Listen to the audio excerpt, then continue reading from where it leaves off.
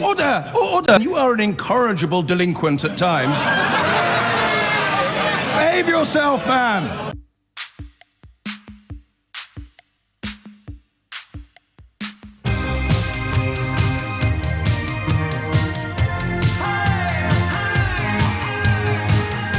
We will be deriving no pleasure or satisfaction whatsoever from the fact that some of you have pointed out to me on Twitter already. We've been saying for a few days that this was likely to happen. Donald Trump's situation domestically is such that he needs some form of foreign intervention simply to distract attention away from disasters at home. And of course, what this intervention achieves simultaneously is a form of pushback on the increasingly irresistible perception that the Russian regime played a key role in his very election. That won't be at the top of the agenda today, and nor should it be. Whether it returns to the top of the agenda at some point subsequent, only time will tell, because all eyes now are on Moscow and what response Vladimir Putin will deem appropriate. The diplomatic response is already pretty robust. If there's a military response, then, well, here's an interesting prediction. If there's a military response, then it could be argued that the President of the United States would have unwittingly started World War III. Don't take my word for it. Here is a tweet from August of 2013. Be prepared. There is a small chance that our horrendous leadership could unknowingly lead us into World War III. This was when Barack Obama was poised to respond to the crossing of the chemical weapons red line by Bashar al-Assad's regime. Guess who wrote that tweet? Yep, you got it. Donald J. Trump. And also, in the same day, actually, I think in the same sort of Twitter storm, the president must get congressional approval before attacking Syria. Big mistake if he does not. Wow. So, you know now, of course, that the man is exactly what his critics described him as in the run-up to that election. Because if you were on the Trump train, if you were persuaded by his rhetoric and the sort of Russian-sponsored internet campaigns to put him into the White House, then you will have heard him say lots and lots of things that demonstrate the polar opposite conviction to the one that has led him to authorize airstrikes in Syria. I mean, it is as if all the people who said he's not a liar, it's all fake news, they have to wake up this morning and go, oh, God, he was all along. He was taking us for a ride as well. The one area of agreement will be that Donald Trump is simultaneously trying to argue that black is black and black is white, depending on what the audience is. My question for you at the top of the show today is, what do you think he's up to? 0345 6060 973. The thing is, though, and I'm just one bloke with one pair of eyes. The thing is, though, this was the right response. The most brutal thing, I think, on this planet in many ways is the Geneva Convention. Because despite being dedicated to humanitarianism, ostensibly, what it really does is accept the fundamental barbarism of humankind and attempt to shave off, if you will, its sharpest edges. I really found myself thinking a lot about this during the Marine Aid trial, when, like many people listening to this program, I found myself really wanting Alexander Blackman to be released, and yet recognizing that recording of him effectively saying that I'm breaking the Geneva Convention was, at the very least, legally problematical. Why would it matter? And this is the most brutal thing, if you think about it. You kill someone with that, and it's an international war crime. You kill someone with that, over there, a different weapon, and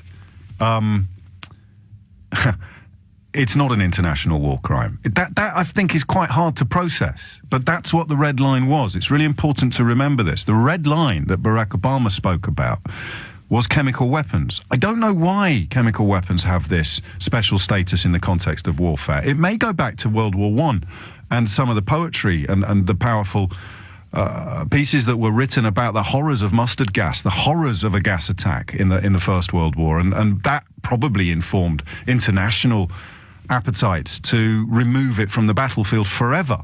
Terrorists don't obey these rules, but regimes should, and that's why it's a red line. What is odd about today is that Donald Trump seems to have recast America in the role of the world's policeman, where an awful lot of his core support seemed drawn to the idea that America was going to become a little more isolationist, was going to step back, which frightened, I think, most decent people on the planet, because for good or for ill, if you've got Vladimir Putin on the rise, then you kind of want an America that's going to be unhappy about that rather than happy about it. And yet, even as you say that, you find yourself wondering, well, hang on a minute, why has he done this now to Putin? It's incredibly complicated, incredibly hard to unravel, and incredibly difficult to speak about in sort of the simplistic soundbite fashion that has become so popular recently. Phone lines are open. Just tell me what you think Donald Trump is up to. 0345 6060 973. Because the other element of this that's absolutely fascinating is the fact that there's no one else who would have done it. Barack Obama bottled this. He bottled it. There's no other way of putting it. Post-Iraq, post-Libya, he bottled it. The red line in the sand, or call it whatever you will, has been crossed twice by Assad's regime, at least. But on this occasion, retribution was swift and effective. It's as if the right thing has been done, but possibly for the wrong reasons, and almost certainly by the wrong man. 0345 6060 973. What do you think? Just give me a heads up. If you've got connections to Syria, I'll be particularly interested in hearing from you. But today isn't one of those days when there's look, if you want a best illustration possible of just how complicated this is that by attacking Assad's regime, Donald Trump's jets effectively joined the same side of that civil war that ISIS are on. This is the thing we've said all along is so weird about Syria, in that you go in to fight against Assad, then you are, whether you like it or not, on the same side. If it's a binary civil war, you're on the same side as the terrorists and the extremists. The so-called moderate rebels that David Cameron spoke about when he was in favour of airstrikes are rather hard to identify. Now, I said to you quite a few times in recent months that I'd let you down. I was sorry for not keeping a proper eye on what I've always assumed to be mad, far-right internet sites were not taken seriously enough by me. I think that's relevant to Brexit, and it's relevant to Donald Trump. I thought that the kind of sites that print stories or publish stories about fruit juice cartons being impregnated with special chemicals designed to make all our children gay didn't need to be treated seriously. I was horribly, horribly wrong, because you know that they have exerted enormous amounts of influence on the public. It's why Facebook have had to make moves overnight to change the nature of their business model, and it's why some people who remain close to Donald Trump, despite effectively peddling the 21st century equivalent of flat earthism, have achieved that level of profile. So I've had a look today at what they're doing, that kind of person. They're furious about Donald Trump's decision to go to war, but equally they're really punting something called #Syrian hoax. So what this is now, and it's all over there, you can see the accounts, pro-Trump, pro-Brexit, but oddly now, they haven't had time to rejig the profiles or to rewrite the script. So pro-Trump, pro-Brexit, but now pro-Assad. They've pivoted overnight. These millions of robot accounts that are ostensibly funded by the Kremlin. They don't know quite how to play this. And what they are trying to do now is punt the idea that the footage that came out of Syria, of the children dying, the footage that Donald Trump has referred to, is a hoax designed, if you will, to manufacture consent for this military intervention. They haven't yet got around to explaining why Donald Trump would suddenly want to do something that upsets Vladimir Putin so much, but they're putting enormous amounts of effort into discrediting the whole motivation for the military intervention. Syrian hoax. That's what these weird right-wing internet experts are punting already today. And I know it all sounds very mad and conspiracy-flavoured, but it isn't. These people have influenced elections. They influenced the referendum. They influenced the American presidential election. They're piling in now on Marine Le Pen in France. You can call it a white supremacist agenda or whatever you want, but generally it just seems to me to be all about disruption. Donald Trump has flown in the face of their expectations overnight. By flying those bombs into Syria, he has flown in the face of all of their expectations and confidences. You'll be able to hear the kind of quasi-fascists in the media already struggling to understand this. Well, why has he done it? Why has he done this thing? I thought we were going to stop getting involved in Middle Eastern wars. I thought these human beings didn't matter. When his son compared them to Skittles, that was the Donald Trump I liked. When he actually stood up on the campaign campaign trail and said, I will look Syrian children in the face and tell them that they can't come to America. I found that quote. It's there. I will look Syrian children in the face and tell them that they can't come to America. Suddenly those children have become children of God, who must be protected, who must be saved, who must be rescued. That's why the question I've got for you this hour is, what do you think he's up to? Has he really had some sort of moral transformation where, when campaigning, he would say we can't let any of these people into our country because they might be seeking to blow us up, and now it's suddenly worth actually killing people to protect these people that we can't let into our own country? It's quite bizarre. If you were going to use Occam's razor, you'd probably just go for the massive dead cat, wouldn't you? Dead Syrian soldiers. Everyone's going to be talking about this. No one's going to be talking about Russian links. And even the idea that Vladimir Putin sponsored Donald Trump's presidential campaign loses credibility if Donald Trump does stuff to upset Vladimir Putin. But here's the thing. Even if you're a vague student, so the most casual student of Donald Trump's business dealings and history, once he's got what he wants from a, quotes, investor, end quotes, he's very, very happy to renege on the deal. So Donald Trump's over the line. He doesn't need the Russians anymore. In his sort of mind, his Machiavellian mind, he'd be thinking, well, what's the point? You know, I'm going to get into trouble. I've already had to see the head of the Intelligence Committee recuse himself from the Russian investigation. One of my appointment to national security has already had to quit the field. This is getting sticky. These Kremlin allegations are getting close to the White House. And I'm already president. I don't need to keep Putin sweet. So I'll go and shoot some missiles at his allies in Syria. Wow. It's 14 minutes after 10. Hit the numbers now. You will get through. I want to know what you think. I want to know what your thoughts are. I don't really want, at this stage in proceedings, any lessons from the darker corners of the internet. I appreciate that there are some deeply sick people out there claiming that it's some sort of hoax designed to promote or provoke Donald Trump into action, or at least pull off the public with it. You can phone someone else today. I want you to talk to me sensibly, intelligently, and in an informed fashion about what you think Donald Trump has done and why you think he's done it. For the record, as a starting point, I think he's done the right thing. I think that reinforcing a red line with regard to the employment of chemical weapons is both correct and important. It just frightens me to the core that it's been done by a man who I wouldn't trust with safety scissors. It's a starting point for our discussions. The right thing done at the right time by the wrong man, and quite probably, almost certainly, for the wrong reasons. Because Donald Trump now has to come out and say, I was horribly wrong when I told Barack Obama not to do what I've just done. And he seems to me to be psychologically incapable of doing something like that. To which the only rational response is, why has he? And that's the question I'd like you to answer. Mohammed's in Dalston. Mohammed, what have you got? Good morning, James. I believe Trump is achieving a couple of goals here. He will never get out of Assad, first of all. Otherwise, he will have just done some missiles around his palace, and then the rebels go around him, like happened in Gaddafi's in Libya. The second one is just testing his missiles.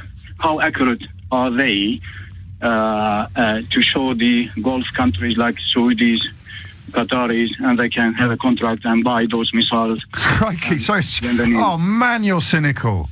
You think this is like a kind of trade deal, a trade show? It's a shop window that Absolutely. he's... Oh, man.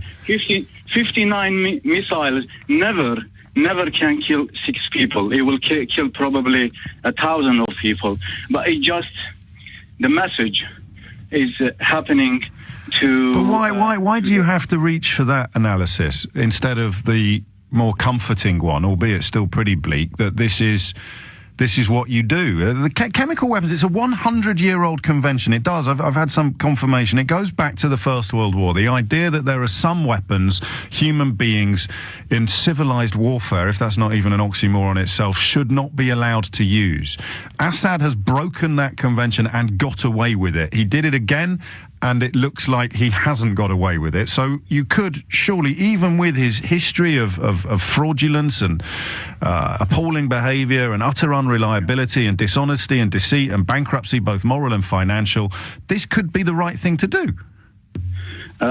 It's not about how he will get away with it or not. Of course, it has to be, because the only way in which Trump can defend this action is by reference to the chemical weapons. From the analyst report, you're saying that this is a message for Assad. A message yes, to... and the message is you can't use chemical weapons. So what did they do to him? I mean, Assad is probably is just like playing his son, or I don't know, his wife is ordering from Paris the latest. It doesn't care about him because he's nothing.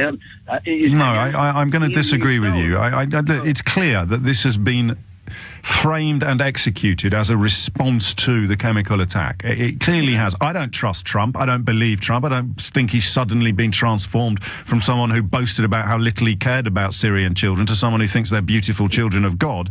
But the pragmatic analysis has to be this has only happened because of the chemical attack. So you take away from that the simple message of deterrent. The message from the reporter and say the analyst that this is a message, and I believe it's just a joke. You can keep going around in these circles, but unless you actually think that Trump would have done this without the precursor of the chemical attack, then it's going to be a very it's going to be a very circular circle. Another Mohammed. This one's in Edmonton. What do you think? Hello. Hello, Mohammed. Good morning. I think you're right. I think it is a message, but a message to step down. I think it was the perfect excuse to strike, but for the wrong reasons. I don't believe for 1 second that he has a change of heart from banning Muslims around the world to come into his country. No. That's the weird thing for his toxic support as well. Not all his support is toxic, but the toxic support, the kind of people who cheer the stuff about drowning babies and cockroaches and all that sort of thing. Those kind of people who seem to quite like Donald Trump, they're not going to be able to process this because they have been encouraged to believe that these children are scum. They're subhuman. That's the whole message of the Trump platform. And he's been hinting it anyway. He said he would intervene in terms of destroying ISIS the other day, as he put it, but not in the rebuild. And it's just funny how a chemical attack has happened, and now it's all guns blazing, and he's caring for the children. But we still welcome this, don't we? Even if we question his motivation, Mohammed. I mean, Ed puts it best. We're told that the Russians and therefore the Syrians were given a warning. Taking out an unoccupied airport is a cleanish message. The message is you use chemical weapons, you get, you get a slap. Yeah, I agree, but that's if with 100% proof that it was Assad. This is just... listen, I have to let you say that it's not been proved beyond reasonable doubt that it was Assad, but I'm really uncomfortable with that, because that's kind of the dark corners of the internet, claiming it's a hoax, all that rubbish about the white helmets not actually being humanitarian workers.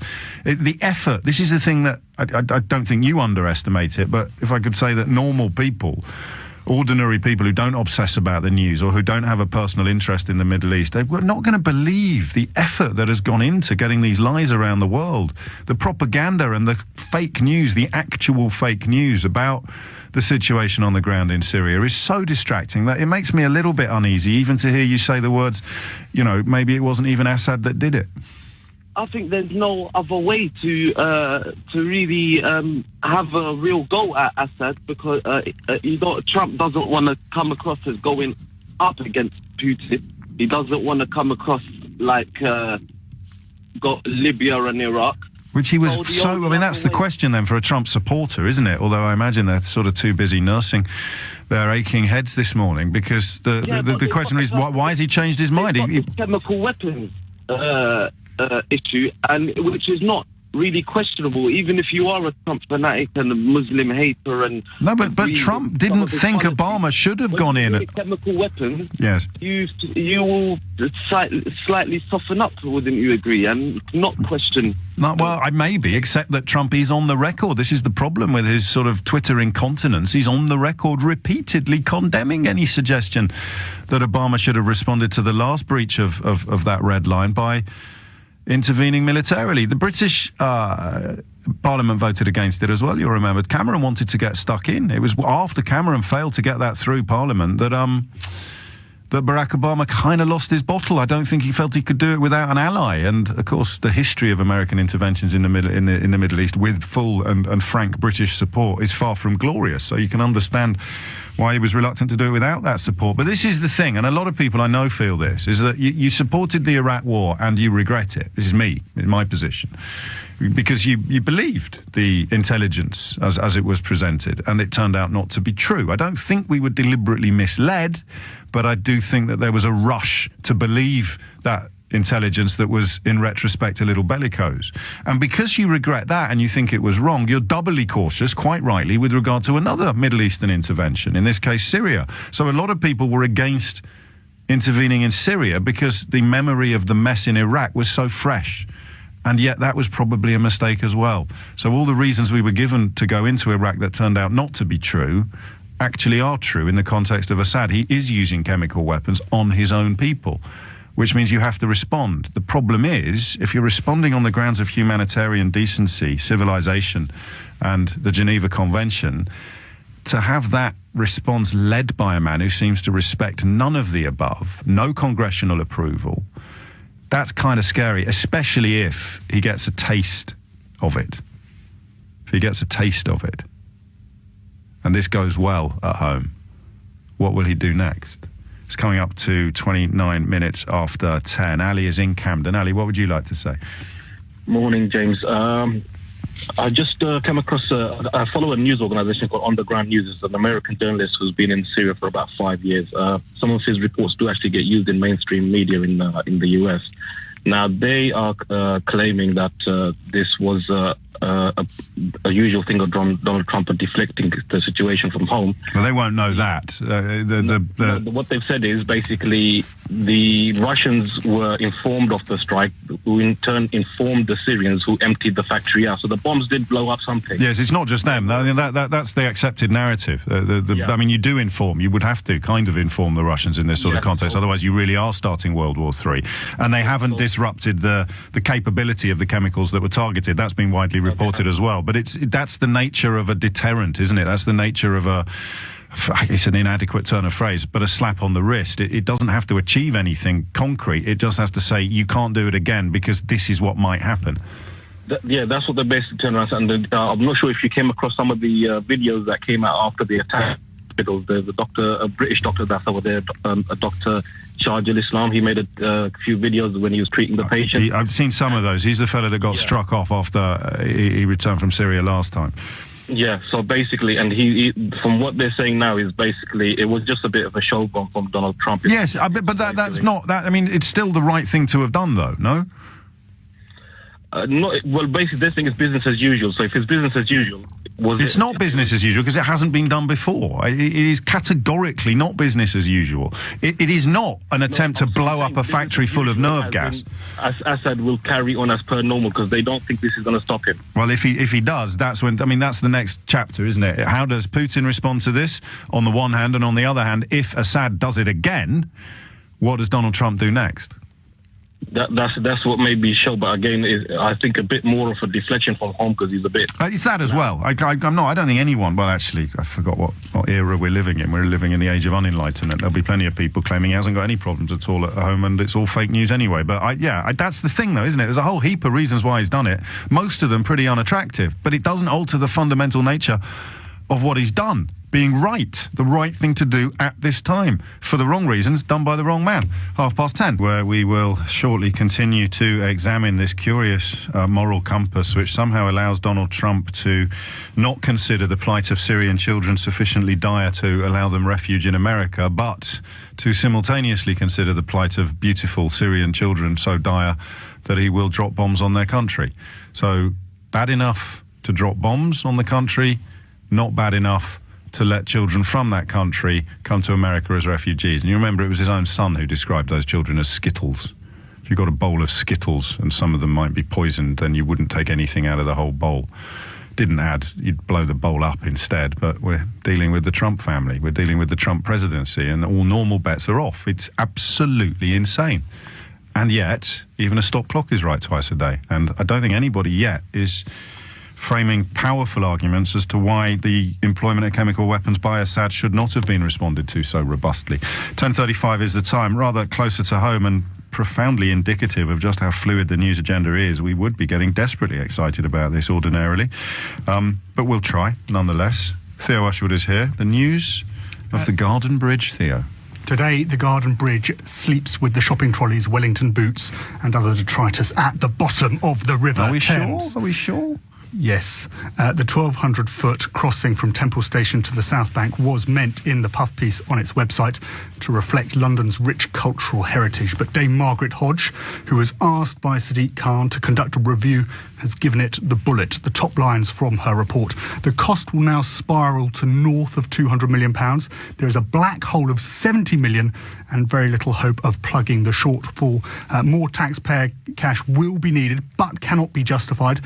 Dame Margaret also says it is best that the taxpayer accept the loss of nearly £50 million rather than risk further public money. And crucially, London Mayor Sadiq Khan should not sign a guarantee to allow work to start. That detail is particularly important because Sadiq has to agree to underwrite the running costs to the tune of £3 million a year. The Trust has said that it will find those running costs by holding private garden parties for £60,000 a pop. But that's double the going rate charged by the likes of the Natural History Museum and National Portrait Gallery. In short, Dame Margaret concludes that their plans are ambitious, to say the least, and the taxpayer will end up footing the bill. The Trust itself has only 8 months to turn the project around because its planning permission expires at the end of this year.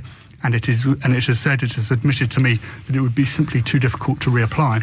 So that's it then? I mean, where's all the money gone? Do we know? I always try and find this out. It's not actually, this is a slightly annoying thing about politics in general, not just the Garden Bridge, because the man responsible for this is Foreign Secretary now, and the man who is now Mayor of London isn't actually accountable for where all the money that's already been spent ended up, because there's no bridge.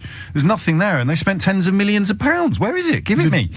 The detail makes grim reading. From the outset, Dame Margaret finds there was no clear business case. Isabel Dedring, Boris Johnson's Deputy Mayor for Transport, was asked by her what the purpose of this bridge was, and she replied, and it's a great quote, "It serves a movement function, and it also has something else that's unique about it, which was going to be something about a living bridge of some description." Flipping heck. Jeremy Corbyn sound like Dorothy Parker. Dame Margaret also found there was intense pressure to get the project started, as the actress Joanna Lumley only first approached Boris Johnson with the idea halfway through his second term. I just thought that was a slight exaggeration or embellishment, that it was all Joanna Lumley's fault. So she fluttered her eyelashes at Boris Johnson, and Boris sort of fluttered back. Boris Johnson had to get the project started because, of course, he was leaving office and moving on to pastures new. One official at Transport for London told Dame Margaret that Isabel Dedring, and I'm quoting here, was on our backs every day. The official continued, "I can tell you that the pressure was on a daily basis and absolute." And yet... Well, we can check that with the minutes, can't we, Theo? No, we can't. What? Because Dame Margaret couldn't base her report on the minutes of any meetings because none existed. The process to select Thomas Heatherwick, who was behind the Olympic Cauldron and the redesigned Routemaster bus and was selected as the architect to design this bridge, was intentionally developed so that he would win. So far, Mr. Heatherwick's business has taken... That's the quote from the report, is it? Intentionally developed. Yes. And that will play back to the fact that he was going to meetings in San Francisco with Isabel Dedring and Boris Johnson before he'd been officially chosen as the architect to start the project. Meetings about the project. Yes, and so far his business has taken more than £2.5 million of public money from 2 contracts. Now, when that process did finally start, rivals were given only 8 days to put forward their idea compared to Mr. Heatherwick's preparation time of 5 months. And it also transpires an official at TfL, a man called Richard DeCanny, telephoned Heatherwick's studio to clarify their rates when their costings came in at more than 3 times their closest rival. That, Dame Margaret concluded, contravened standard procedure. What's more, Arup, which one... So clarify their rates is something, I don't want to over-egg it, but that's something of a euphemism, is it, in the context of this report? The rate came in, the rates from all 3 bidders came in. The rates from Heatherwick Studios, as I said, was 3 times. It was £173,000, which was, the closest rival was just under 50. They were asked to clarify their rates. They subsequently reduced their rates, and they won the contract. And Mr. DeCanny also did this with the engineering engineering firm Arup. Yes, what's more, Arup, which, as you say, won the engineering design contract to the tune of more than £8 million of taxpayers' cash, was also approached by Mr. Ducani to review and reduce its fees. Arup subsequently reduced its fees and won the contract. So where is Mr. Ducani now? Mr. Ducani went to work for Arup last year. Holy moly. And he continued to work on the project even though he had handed his notice in. Isabel Dedring has also joined Arup. Now, Dame Margaret has received assurances from Arup, and I need to include this, very important, of course. that their recruitment was not based on the work that they did on the Garden Bridge. Nevertheless, there are no rules at the moment preventing what was described as a potential revolving door between TfL and companies to whom it offers or selects to run contracts. Sadiq, though, Dame Margaret says, needs to review that situation. And apart from Joanna Lumley and Boris Johnson, who did Margaret Hodge find enthusiastic about that? Oh, and Isabel Dedring, enthusiastic about the project? Were local people? I mean, no. The Garden Bridge Trust. Yes, we should give because they were the body behind the project that was created behind the project. Dame Margaret doesn't pull her punches with them either. It ignored feedback from local residents on the South Bank while taking the views of businesses on the north side of the Thames. The Trust's board has admitted that the costs will exceed £200 million, and it will find it exceedingly difficult to raise private funding. And perhaps most damagingly of all, the Trust entered into a contract with a French construction firm committing millions of pounds of public money while still not having secured the land to build the bridge nor all of the funds. It is also astonishing, Dame Margaret says, that the Trust was allowed to do so by the former Mayor Boris Johnson and the Department of Transport. For his part, Sadiq Khan has said he will now reflect and review and read through Dame Margaret's 45-page report before coming to a final decision. But of course, the recommendation from Dame Margaret is that Sadiq should not sign that guarantee, and without that guarantee, the bridge can't go ahead.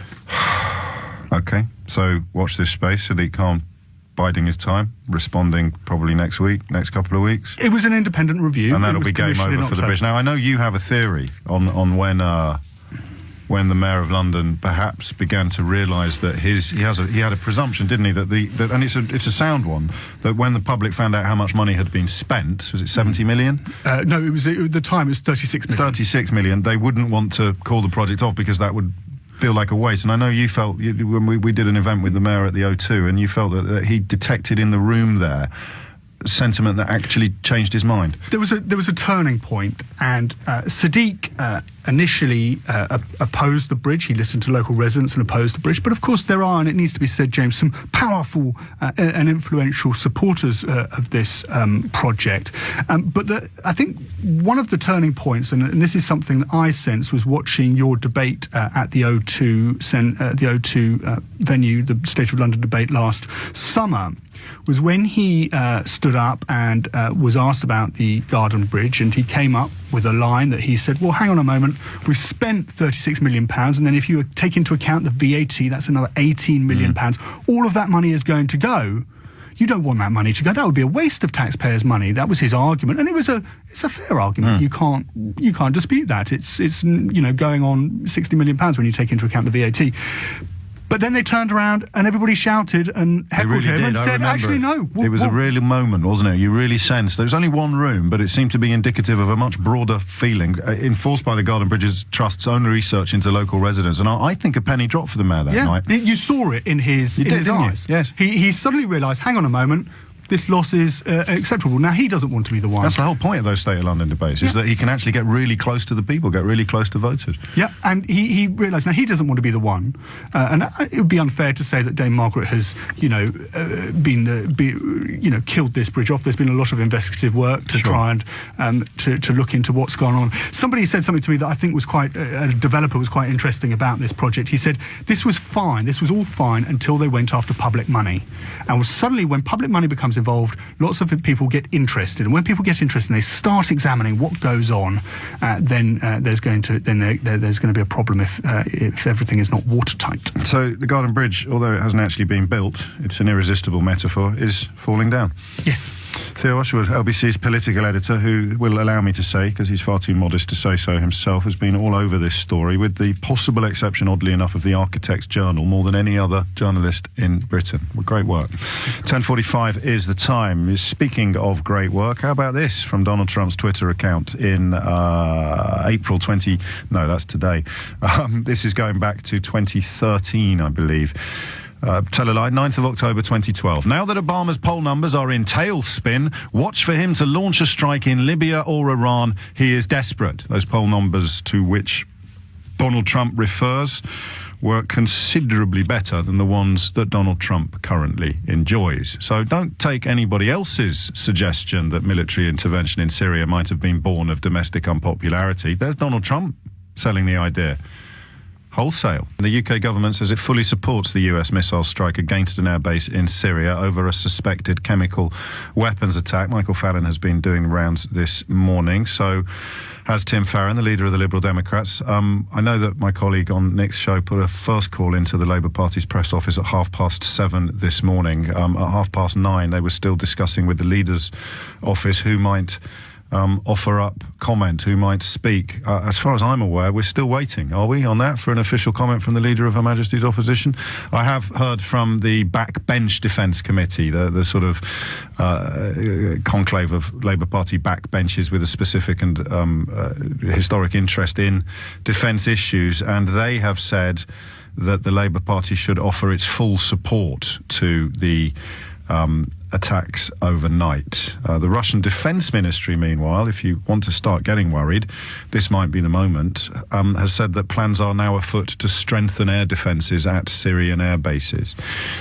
It sort of just raises that slight prospect of this being good for Putin and for Trump. So Putin increases his stranglehold upon the Syrian situation. Trump looks as if he's stopped Assad from using chemical weapons again, but washes his hands of any futures. Don't forget, a week ago, Trump said that he was minded to not worry that much about Syria, that Syria wasn't a priority. Most observers think that Assad and Putin took that as a green light to actually to commit the atrocity that was committed.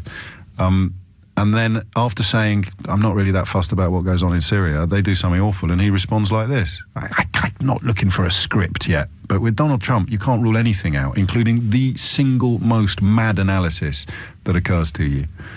And you know that other thing I've been trying to work up with you lately, and I haven't got it there yet, this idea that the narrative that they're putting out there, that everybody who didn't vote for Donald Trump, everybody who finds the election of Donald Trump as absurd as it is ridiculous, they think all Trump voters are stupid. And that's got real legs, that narrative. Oh, yeah, they all think we're stupid. I've tried to explain to you the real evidence of who thinks those people are stupid are the people who voted.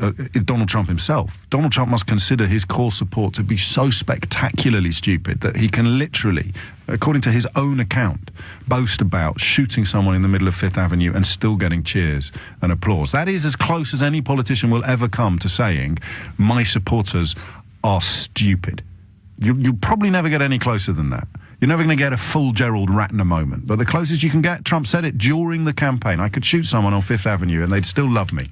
These putzes is the subtext. These dopes, these dorks, they'd still love me. And what's he given them that allows him to be forgiven for everything else? He's given them carte blanche to dehumanise Muslims, effectively, to dehumanise people who aren't white. He's given them carte blanche to come out with all the stuff, just like we've seen in this country, to give them all the stuff that political correctness had told them for years they weren't allowed to say. And now he's thrown all that back in their faces. That's going to be really interesting. Are Trump supporters as stupid and as craven and as fundamentally racist as he thinks they are? I kind of hope not. Ruth is in Horsham. Ruth, what would you like to say? Oh, hi, James. Yeah, I think I agree with pretty much all of your analysis, and I think that potentially I'm cautiously supportive of taking some action. Yes. But like you, trying to work out the factors behind it, and I can't believe that it's truly driven by compassion as a primary... Well, he was boasting about being able to look these children in the eye and tell them to stay in the war zone. They're not welcome in America less than a year ago. So, although Damascus is, of course, in Syria, the idea that he's had some sort of road to Damascus-style conversion is a little far-fetched for both of us at the moment, Ruth. Yeah, absolutely, and I suspect it's more about his own emotional immaturity, I think. I think a lot of it's got to do with who he's influenced by. Yes. And I think the number of people who are influencing him has grown and changed as he's come into office, and I think partly you could say that means he's growing up a bit and realising he can't just moan at everyone else's decisions. Or that the grown-ups are getting closer to the wheel than before, and the sort of freak show of Steve Bannon and others maybe are being pushed slightly into the sidelines. Yeah, well, I'm very interested that Bannon was taken off the Security Council just a couple of days ago. He still turned up to the meeting this morning, I'm told. Did he? Even though he's been thrown off the council, he turned up to the council meeting. Someone on Twitter said it was like George Costanza in Seinfeld, but it's probably not the time for jokes. No. It does all feel quite sort of Henry VIII and court of Henry VIII, I think. But I do wonder whether he's... so I think partly it's his emotional immaturity, but also, is he trying to distance himself from Russia? And also, I'm sort of minded of the fact that people sort of stereotype him as a narcissist and egotistical, and maybe the America First policy didn't give him a big enough stage, and he actually, now he's in power, wants to start getting involved in all the global things because he thinks he's the person to sort out the whole planet.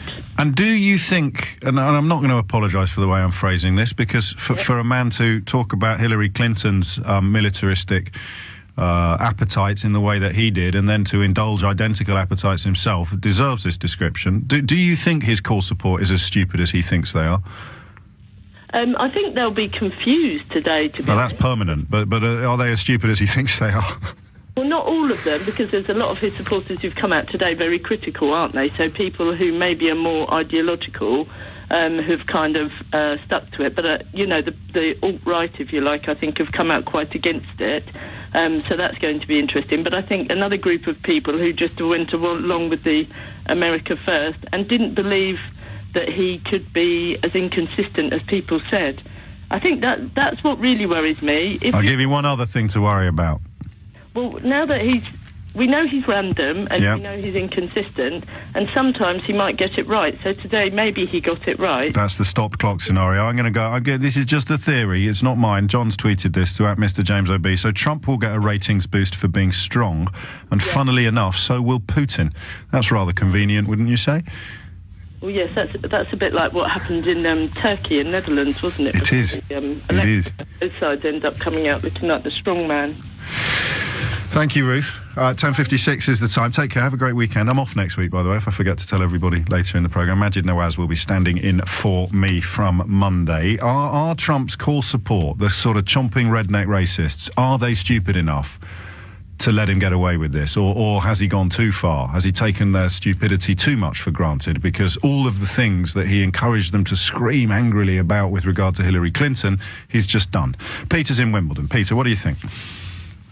I agree with your analysis, James. I share your scepticism about Trump. Just for anyone just tuning in, my analysis, such as it is, it probably doesn't deserve quite that weighty description, that this was the right thing to do, but it's almost certainly been done for the wrong reasons, and it's absolutely categorically been done by the wrong man.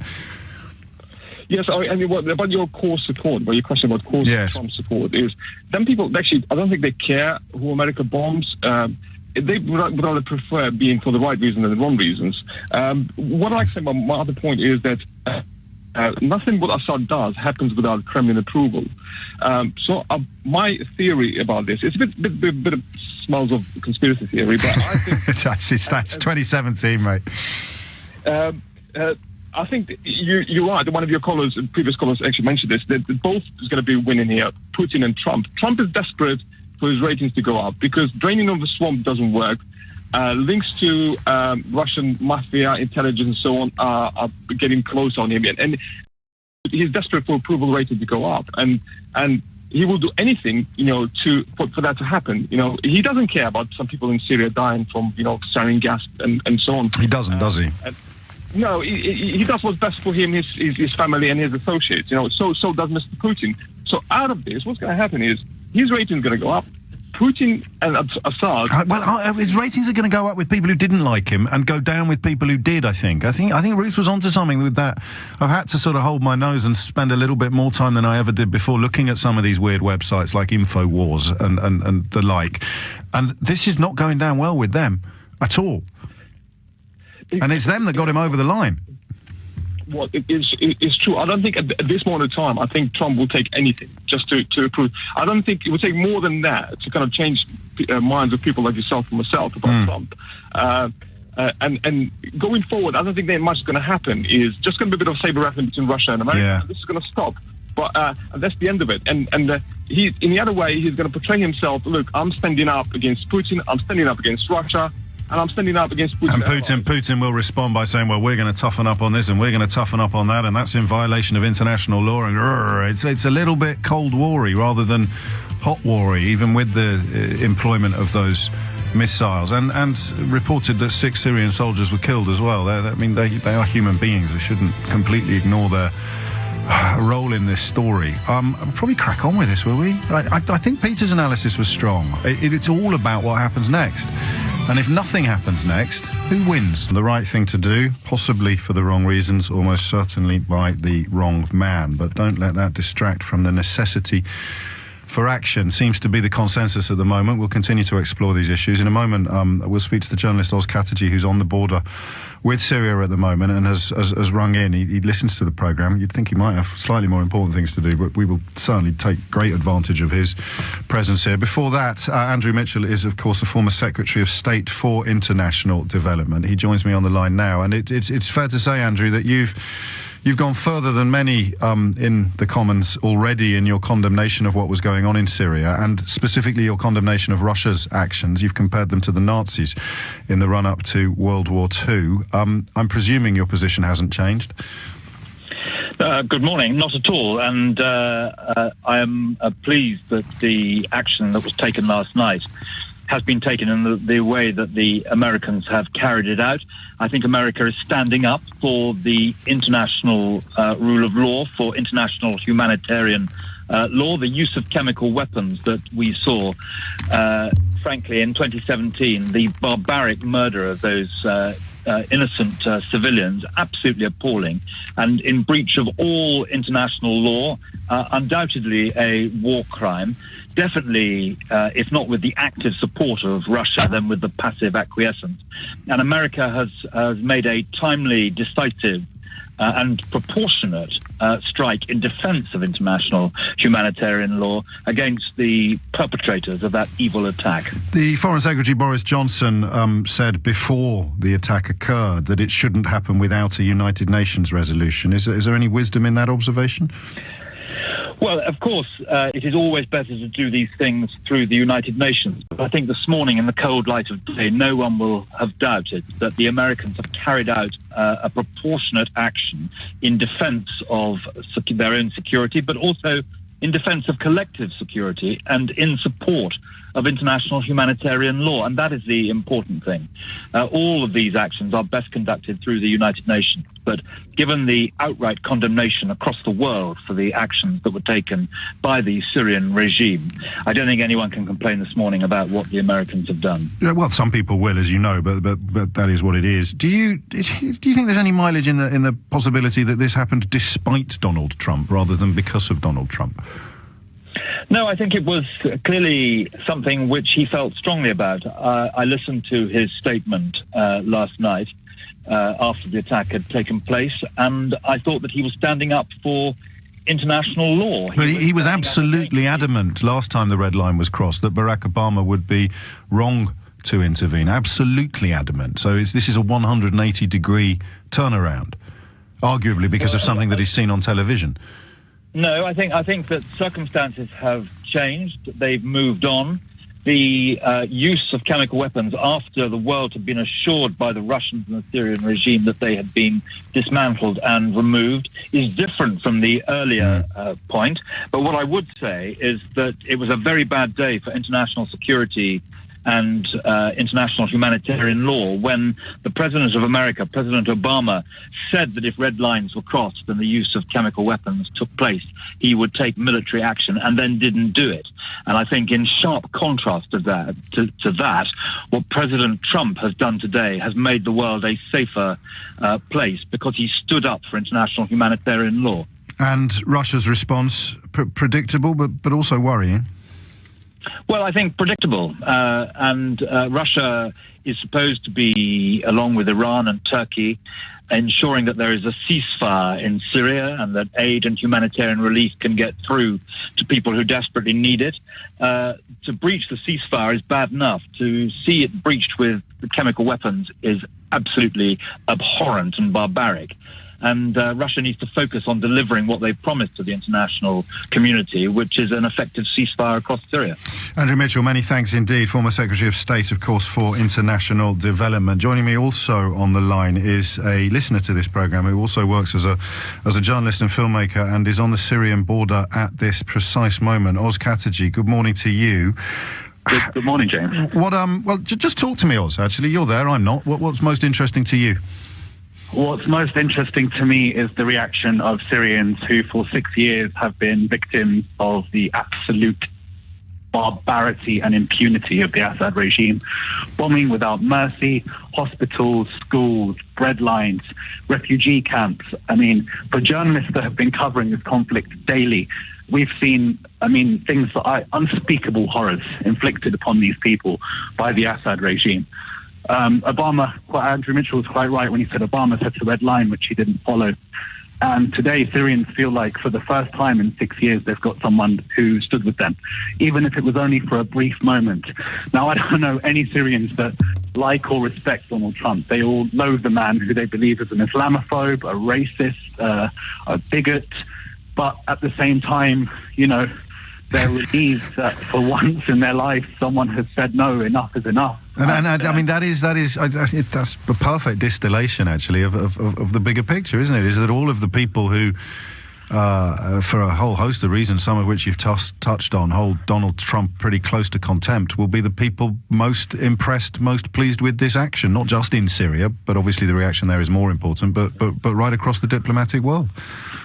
Not just that. I think you were correct when you said that this happened in spite of Donald Trump. If you look at his biggest supporters, the alt-right, the neo-Nazis, Richard Spencer, Paul, what's his name, Prison Planet guy, they are all spitting feathers right now. They are calling Assad a great man.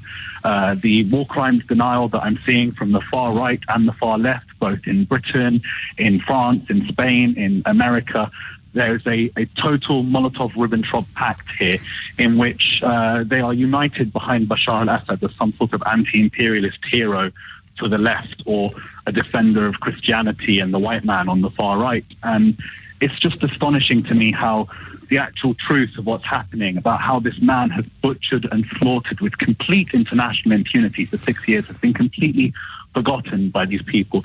And this goes right the way up to people like Seamus Milne in the Labour Party, who have been perpetuating this sort of absurd war crimes denial since 2011.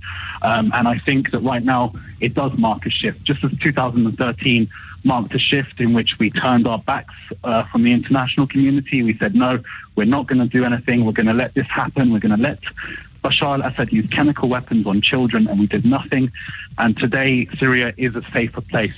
It's a safer place simply because there are less airplanes flying around in the sky killing people. I suppose one of the biggest differences between those two incidents is the increased role of Russia on the ground. I don't want to rain on your parade or dilute your optimism in any way, but Vladimir Putin's history doesn't suggest that he will allow anyone to singe his beard without response. I'll be quite honest, there's no optimism here.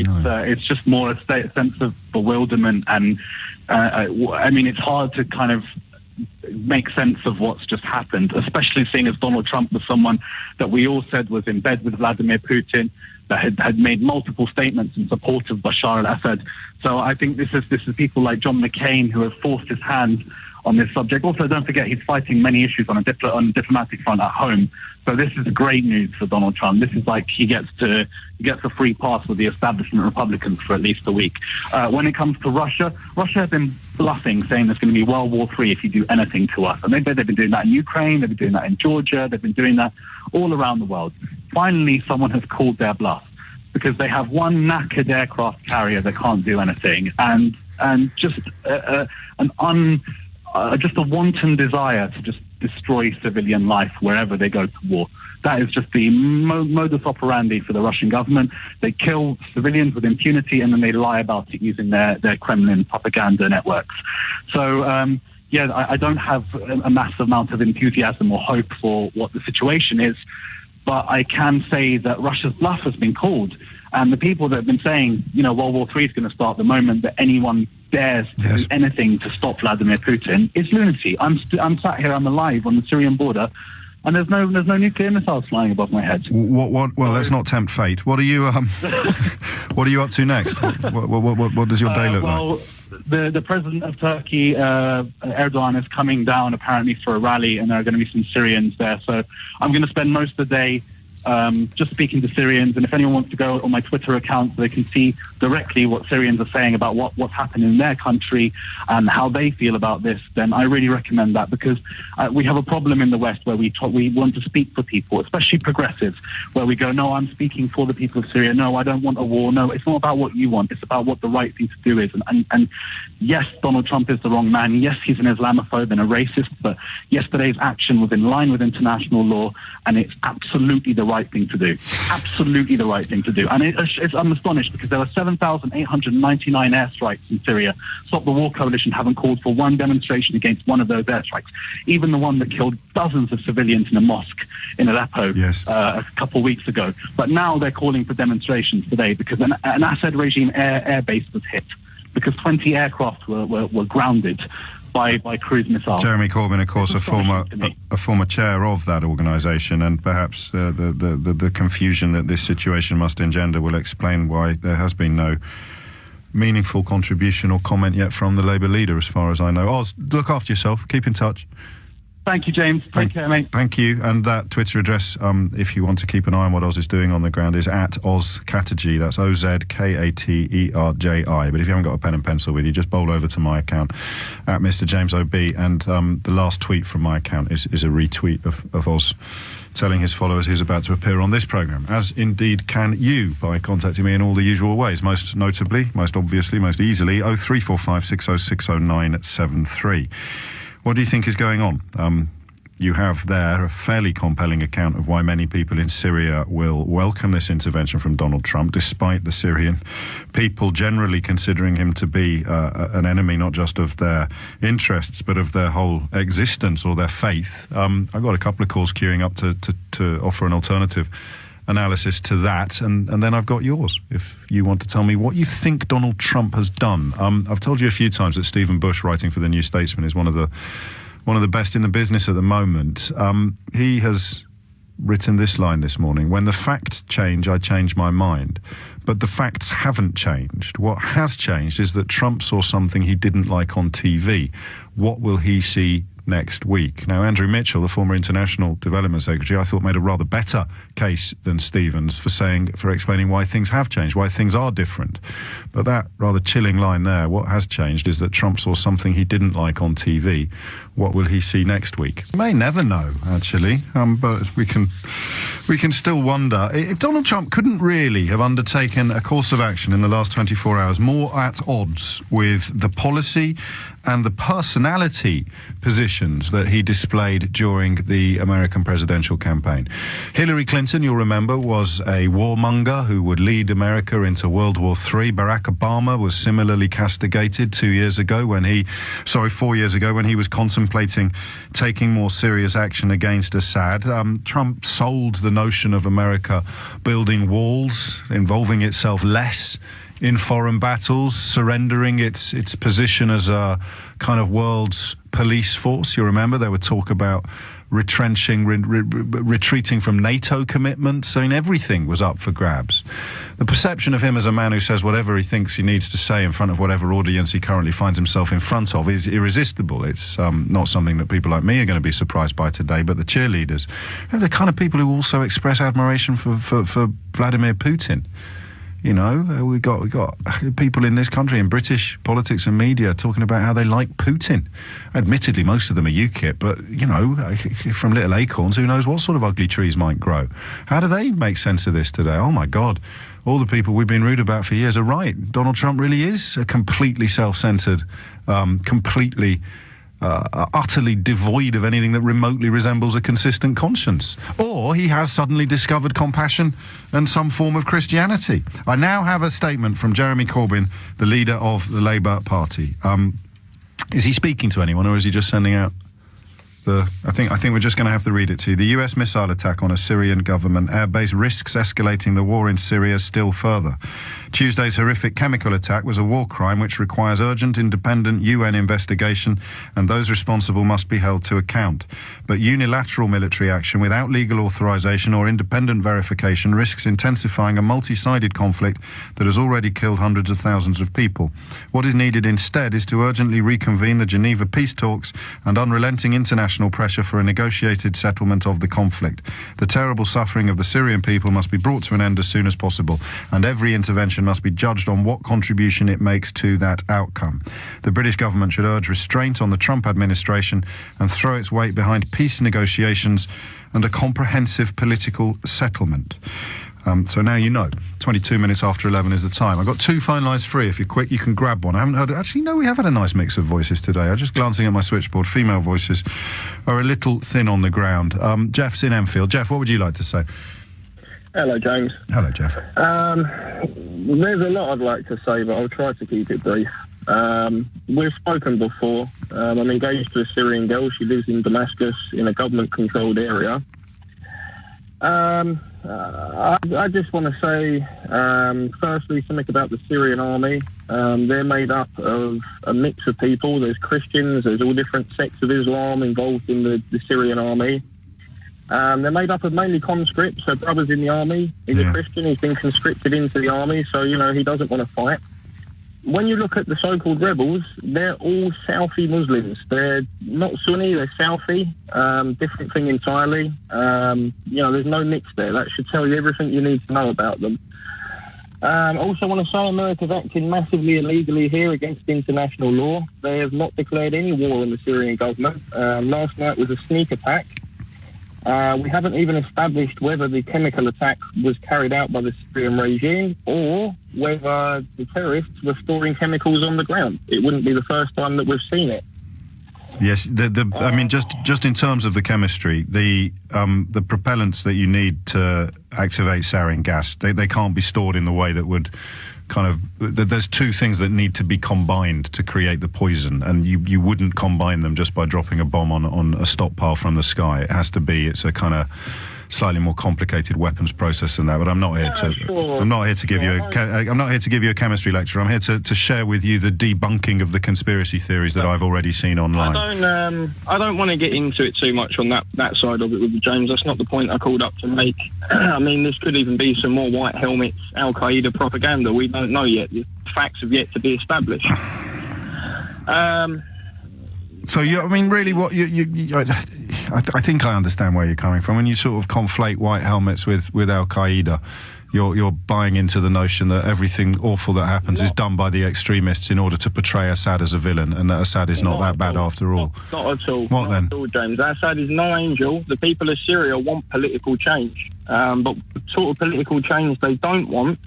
They don't want to see what happened in Iraq happen again. We took out Saddam Hussein. We replaced it with an extreme Shia government. Well, I suppose it depends on whether you're in the bits of Syria that are government controlled / still very supportive of Assad, or whether you're having sarin gas dropped on your kids, doesn't it? James, can I say something though? The area where the sarin gas was supposedly dropped. Now, I'll call them rebels for the sake of the radio. The rebels have been being shipped there for many months now from other areas that the government are conquering. During the point of the government liberating these areas, they've offered relocation to these people. Their families could have got on a bus and gone back to the safety of a government area. They chose to take their families with them. They chose to put them in danger. It's horrendous what's happened. That's simply not true. It is true, James. Okay. Have you not seen people being bussed out of Aleppo, being bussed out of Homs? So why do you think they stay then? Why do you think they stay then, Jeff? Because they're keeping their families with them. These people want to fight for their religious beliefs, because that's what this is. So we're killing the children of the extremists, are we? We're not killing, so they're not really innocent. But they're stuck in the middle of it, James. They could be out of it. And can I say as well that only 20% of America's missiles... It's 26 minutes after 11. Matt's in Lewisham. Matt, what would you like to say? Hi, James. Yeah, I want to bring it back to Donald Trump and his motives. in the 60s and the 70s and the 80s, we all became, you remember the phrase Kremlinology? We were all, there was a whole... Well, it's still alive, isn't it? Kremlinology? It's probably becoming back into fashion now. And the White Houseology doesn't really... a similar type sort of set of rabbit holes. And most things, I think, actually come down to the quite simple, because they come down to the mindset of the person signing the order to launch the attack, whether that was whether that was Trump, or in the 60s it was Khrushchev and the Cuban Missile Crisis. They come down to the mindset of the person. Yes. And I think, but don't know, obviously, but there are two reasons. One is more concerning, and I think the first reason was cold-hearted political decision, that he saw the damage that was inflicted politically on Obama after Obama failed to act, having said there was a red line, etc., etc. He suffered enormous political damage when he didn't act. And I think at best, Trump made a cold-hearted political decision that he didn't want to suffer those consequences. Really?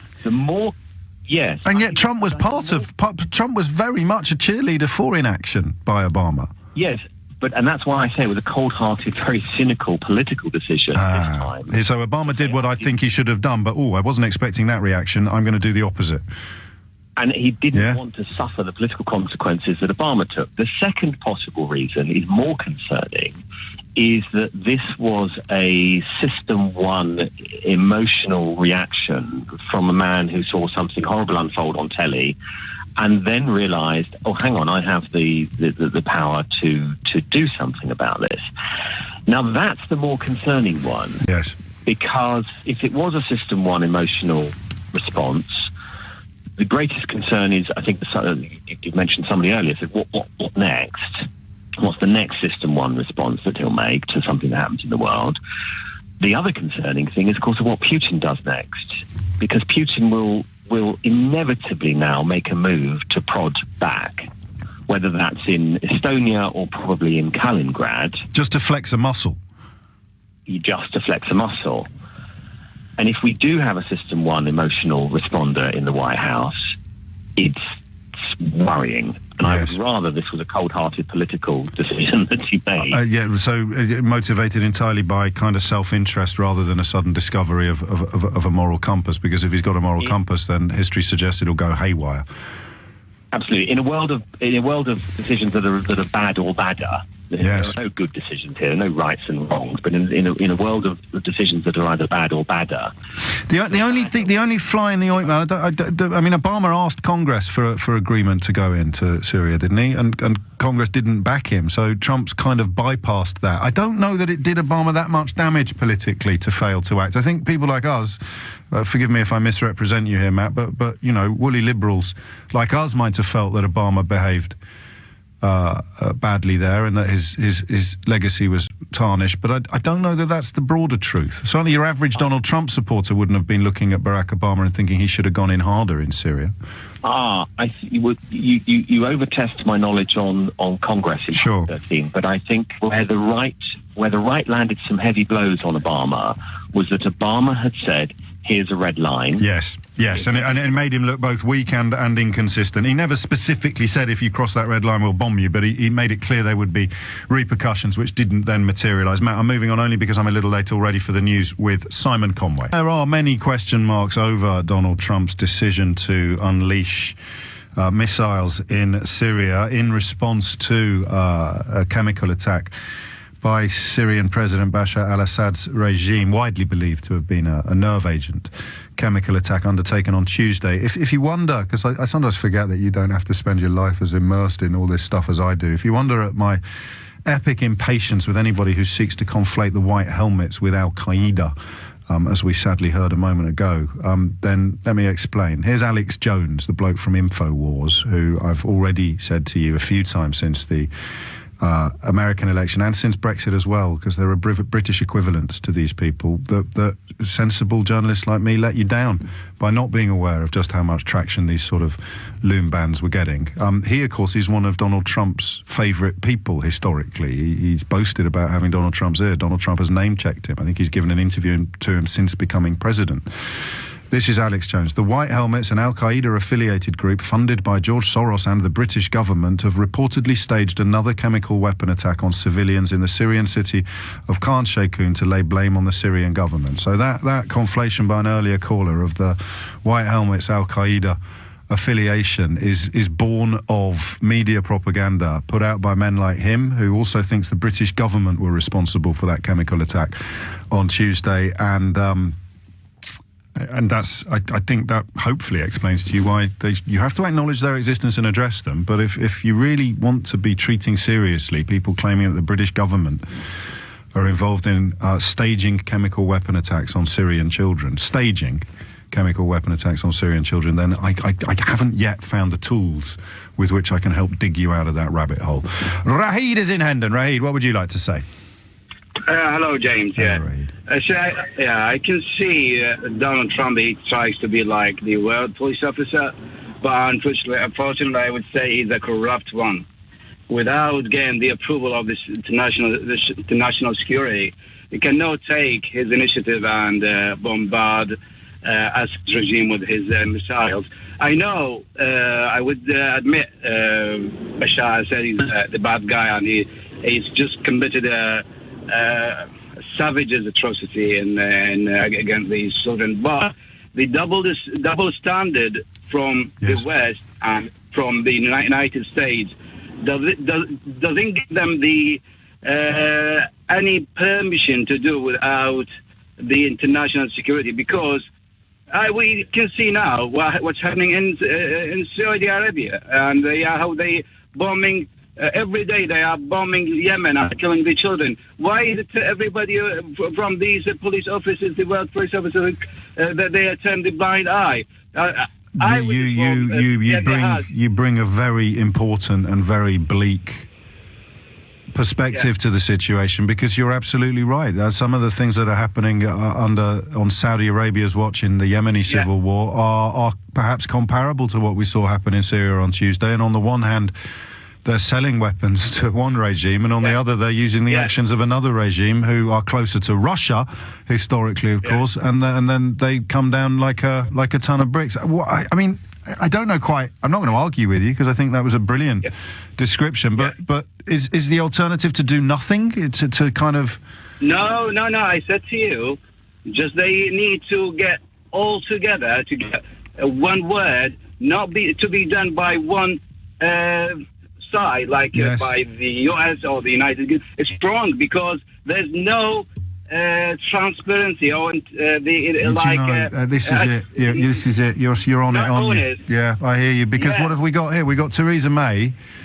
effectively having a jolly with the Saudi Arabian royal family earlier this week.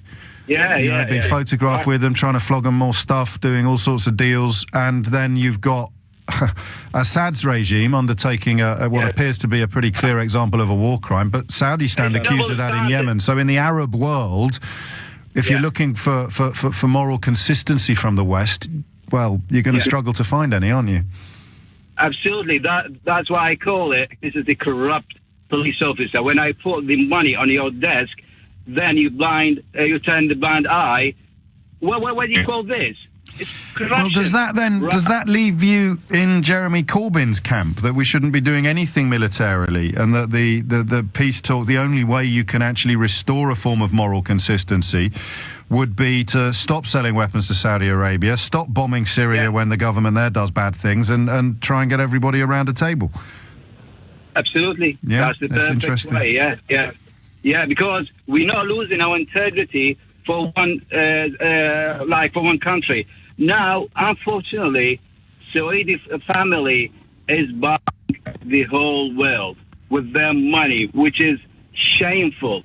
It's graceful to let that go without being stopped, even by you guys, by the media. I don't know. I'm glad you've called. I'm glad you've made that point. I don't know that I've got a particularly robust response to it, except that and this is going to sound so flimsy, but I hope you'll see why I'm saying it. Two wrongs don't make a right. But your prerogative to tell the rest of the world what's right and wrong is surrendered when you're doing one of the wrongs elsewhere. Absolutely, yeah. It's very strong. What about this then? I mean, this is there's a research fellow at the Forum for Regional Thinking who focuses on Syria. I've followed her on Twitter for some time, and she's very, very strong. Elizabeth Surkov is her name. Yeah. I'm hearing this from many Syrians this morning. Curse Assad for making us hope and rejoice at foreigners bombing our country. That kind of offers up some sort of response to what you've said. You see, yeah. Exactly, yeah. So they welcome the intervention by Donald Trump. If you're in Syria, you're not going to be sitting there saying, oh, well, I'd quite like them to go after Assad, but they can't do that if they're still in bed with the King of Saudi Arabia. Do you see what I mean? Yeah, but I tell you what happened. In Iraq, I'm originally from Iraq. Yes. We accepted the West to intervene and trouble Saddam Hussein, not because the West is the straight police officer, no, but we lost hope. There was no option for us. Like, we fed up. We accept even the Satan, the devil, whoever comes to trouble him, remove him, whichever. So that's why I can take what the Syrian today said. We accept Donald Trump, whoever to come and do this and do that to Assad. Yeah, but at the end of the day, it should not be done independently by... No, and if he'd had congressional approval or a UN resolution, then it would have been immune from some of the criticisms that you level so powerfully. Rahid, thank you so much. It's 11:41. Another tweet from Elizabeth Surkov. This is strong, from a friend in Idlib city. The civilized world understands that killing with fury and blood is permissible, but killing with chemical weapons and death without blood is not permissible. The international community is hypocritical and deceitful. What's the difference between a barrel bomb and chemical weapons? We have had this discussion before, actually, and my understanding is I said right at the outset, actually, that there are elements of the Geneva Convention that render it in some ways the most brutal document on this planet, because it accepts the inevitability of barbarism and tries to put limits on it, tries to put mutually agreed limits on just how barbaric war is allowed to be. It's part of what made the Sergeant Blackman, the Marine A case, so complicated, because you obviously acknowledge the existence of a constituency who think that our soldiers should be able to behave just as barbarically and disgracefully as terrorists, as insurgents, as Taliban. But the whole point of the Geneva Convention is that civilized countries agree never to do certain things on any field of war, whoever they're fighting against. And chemical weapons are on that list of things that civilized countries agree they will never do. You break that rule, you incur penalties. What those penalties should be, as Rahid has just reminded us, is perhaps not as important a question as who has the moral right to impose those penalties. I don't know, actually. You can have a go at that if you want. I've got a couple of phone lines free. I'd love to hear your thoughts on what is the difference between a barrel bomb and chemical weapons. 0345 6060 973. It's 11:43. Joshua is in Bournemouth. Joshua, what would you like to say? Yeah, hi there, James. Thanks for having me on. I agree a lot in part of your analysis. The one thing I think, though, that you are missing is this assumption that actually, although, yes, Trump is the commander-in-chief, yes, obviously the Constitution makes him the final word in foreign policy. Yes. I don't think the Trump that we saw is a Trump acting of his own accord. And I'm not saying that he's being... He's like a Manchurian candidate. You're just saying he's been persuaded into this position. Yeah, no, what I think it is, and, I was quite happy, although when Mr. Bannon got kicked out of the meetings, the security meetings, and I think what has happened is, I mean, the reason that I'm saying this is obviously if you look back to the campaign, you saw the kind of boisterous Trump, I suppose, in that he said what he wanted. He did this. He said insulted everybody under the sun. But then you got an interesting part of the campaign where actually you found out that his campaigners, his helpers, if you were, told him get off of Twitter. Yes. And you saw actually his entire demeanour started to change. His entire kind of not perfect, but a kind of calmer Trump tended to air when that was going on, and I think that's what you get having here as well. There's also there's a narrative that speaks of the grown-ups in the White House, in the government getting like playing a slower game than the sort of loonies, and they've managed to slowly exert influence on the president. Because here's the thing: you don't have to answer this because it's a bit of a leading question. Do you think he cares about? Do you think he cares about dead Syrian children? It's difficult with Trump. It is, isn't it? Yes. Well, not enough to let them come to America, though. Well, this is before it. they're dead. You know, I mean, if I haven't already made clear, I'm not a fan of Trump. No, you have made that clear. But I mean, is there such a thing as a fan of Trump today? Because anyone who would have described themselves as a fan of Trump yesterday would have been diametrically opposed to what he's done overnight, wouldn't they? Well, I mean, I hate to say it, James, but I mean, if you look on your Facebook comments, I know you say you don't do it regularly. I'm sure you'll find that there are still a few Trump supporters out there. Yes. But I think his priorities, going back to that question, I think his priorities are probably not what we would have in terms of, you know, the value of children. And well, yeah, I mean, I'm late for the travel. I'm going to crack on, but that's a question that I'd like other people to answer. Do you think he has suddenly discovered concern for suffering Syrian children, having spent the entire presidential campaign boasting about the ease with which he'd be able to tell them to stay in a war zone?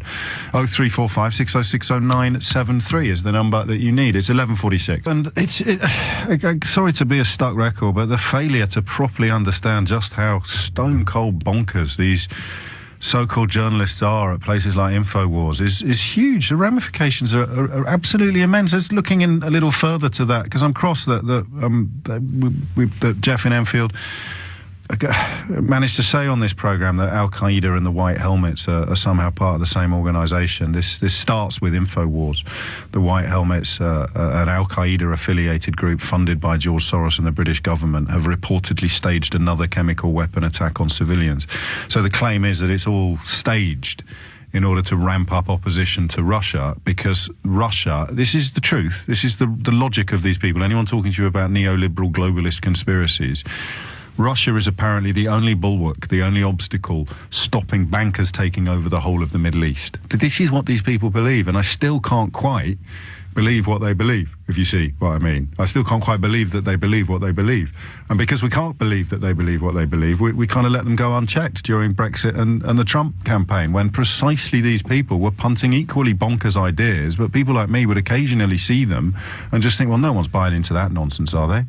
And then lo and behold, look what the voters did. It's 11:51. The question that we're focusing on really throughout the morning has been, what do you think Trump's up to? Of course, no one has suggested that possibly not even he knows. You look at Rex Tillerson this morning, the Secretary of State. He has been pretty unequivocal that this doesn't mean anything more than a direct response to that suspected chemical attack on Tuesday. So they don't want to get involved in a ground war in Syria. They don't want to necessarily even launch any more missiles. They don't want any change in the status of that policy, which is that there needs to be, if there is to be regime change in Syria, then it needs to be something that's undertaken by the Syrian people. This clearly indicates, you see, these are the grown-ups, the kind of, relatively speaking, the mature influences on Trump that seem to be gaining precedence over the crazy ones. This clearly indicates the president is willing to take decisive action when called for. I would not in any way attempt to extrapolate that to a change in our policy or posture relative to our military activities in Syria today. See, in terms of the agents, there's no goodies. Donald Trump's missiles essentially aided Assad's enemies, and Assad's enemies now pretty much ISIS. That's how mad things are in this part of the world. So either he did see these pictures on television and decide that doing this on this occasion was his moral duty, while simultaneously still arguing that children who are on the receiving end of atrocities in Syria should not be made welcome in America, or something more complicated has happened. David is in Ladbroke Grove. David, what would you like to say? Morning, James. I just wanted to add that, you know, ever since the start of the American election campaign and through it, and whilst we were all focusing on Donald Trump's tweets and so on, Russia were carrying out daily bombings in Idlib and all over Syria on behalf of Assad, and they still are. That massive bombs the other day you saw on the TV was Russian planes bombing away there. I have a friend over there in a place called Grafenbel in Idlib province. He sends me photographs all the time. And war crimes on civilians, hitting civilian targets such as hospitals and schools, has been carried out by Russia on Assad's behalf ever since, before, through and during the American election. This speaks to the question about what's the difference between a barrel bomb and a chemical weapon, doesn't it? Because the chemical weapons get international reporting and outrage, whereas the normal weapons don't. Exactly. And when Trump came out last week and said it was Obama's fault for not dealing with it in the first place, this idea that they can just send one sortie and take out the airfield that was responsible is nonsense. It now has to escalate, and I can't imagine why they're not taking plans to actually put a missile into Assad's palace and himself and all his surrounding people because Putin is his ally. That's why. Exactly. That's exactly right. And then Putin, as I say, has been carrying out absolute Geneva Convention war crimes for the last 6 months and more on Assad's behalf. Well, is this Barack Obama's fault then for describing chemical weapons as a red line? I mean, that possibly has become a bit of a sort of millstone for Western politicians. Well, absolutely. I mean, the thing is that those red lines were crossed by us in Iraq, and Putin can always say, it's all right for you, why isn't it all right for me? And I believe that Trump has kind of or the Americans done a deal with Putin that he could have kept Syria if they stayed away from these kind of war crimes, because it's all deal-making for business. I mean, it's hard to escape that conclusion. Certainly when you heard the earlier caller, Rahid, talking about Saudi Arabian misdemeanors or war crimes in Yemen, and why America can actually help that effectively with the supply of weapons and ordnance, ditto Britain. And yet when Assad, with the support of Putin, undertakes similarly grim undertakings, suddenly all bets are off, and we're the world's police force. And that is built on oil. That is business. It's because Saudi Arabia sells shed loads of oil to the West, and in return gets blind eyes galore. What happens next, David? I know you follow these events more closely than I do. Well, that's the thing. I have no idea, as I don't think anyone else does this morning, and it's very, very bizarre and weird. I think the Americans will have to escalate it. They think. I think they. Did you hear what I just said about Tillerson? Tillerson is stressing that he said they're not going to. Yes. I know, and that's a cop-out. It's either a cop-out because they've done a deal with Russia. You get Syria, and we'll keep quiet about it because we took Iraq. It's not a cop-out because the only circumstances in which it's a cop-out is if you are not accepting some sort of fundamental difference between chemical weapons and conventional weapons. And I know that you accused the Russians of having broken and breached the Geneva Convention, but the American defence, the sane American defence here would be, we can't really influence events in Syria, and nor do we seek to, but there are penalties that we will inflict upon them if they use these sort of weapons on children again. And that is... Yeah. That's okay. Which is absolutely disgusting to the civilians of Syria who have been constantly bombed for 6 years. Yes. It's a disgrace that the world and the United Nations has fallen down this, double duplicitous course. And a lot of it does stem back to Bush and Blair, because obviously, our own Labour government would have not voted to go into. We would have voted to go into Syria. We should have taken them out the first time when Cameron went to the House of Commons, but we couldn't because of what we'd done in Iraq. And that is your personal field of expertise, David Lawley-Wakelin. Always sort of put your surname out there, David, so that people can find out a little bit more about what you've done in the past. All right, lovely. Thank you very much, James. Thank you very much indeed. Have a lovely weekend. It's coming up to 11:58. You're listening to James O'Brien on LBC. I met a young man, I told you, when I picked up that award that I barely mentioned to you a couple of weeks ago. I met a very nice young man who made me feel a bit ridiculous, actually, because he came over to say hello and was asking to have a photograph taken with me. But I'd just seen the award that he'd won, which was an account of the film he made while fleeing Syria, a Syrian refugee who made his way from that country to this country, and told me that afternoon that he'd been listening to this programme as he made his way here. I felt duty-bound to apologise, because if he thought the warmth of the welcome that he would get in this country as a Syrian refugee could be determined from this radio programme, then he'd probably do well to tune into a couple of my so-called colleagues to get a more rounded idea of the sort of welcome he'd received. But he was a lot more clear-eyed, perhaps. And he's going to join me after the news, I'm delighted to say. Ahmad Al-Rashid has just popped into the studio, and he can give us a perspective from someone relatively recently arrived here from Syria on all of these conflicting perspectives and conflicting strands of commentary. The most interesting thing in terms of what might happen next, it might be Rex Tillerson's insistence that this doesn't register a sea change for Donald Trump or America's attitude to Syria. But then you're left with the moral quandary that David just beautifully or brilliantly explicated, which is why does the world go mad? Why does America get out of bed when chemical weapons are deployed in a small corner of this country, when atrocities not involving actual chemicals but still deserving of the description atrocity, possibly even war crime, are being undertaken by Vladimir Putin's forces. Don't forget, this is a man whose people shoot passenger planes out of the sky and then appears on television smirking, saying he's got no idea how it happened. So, the chemical weapons are sad.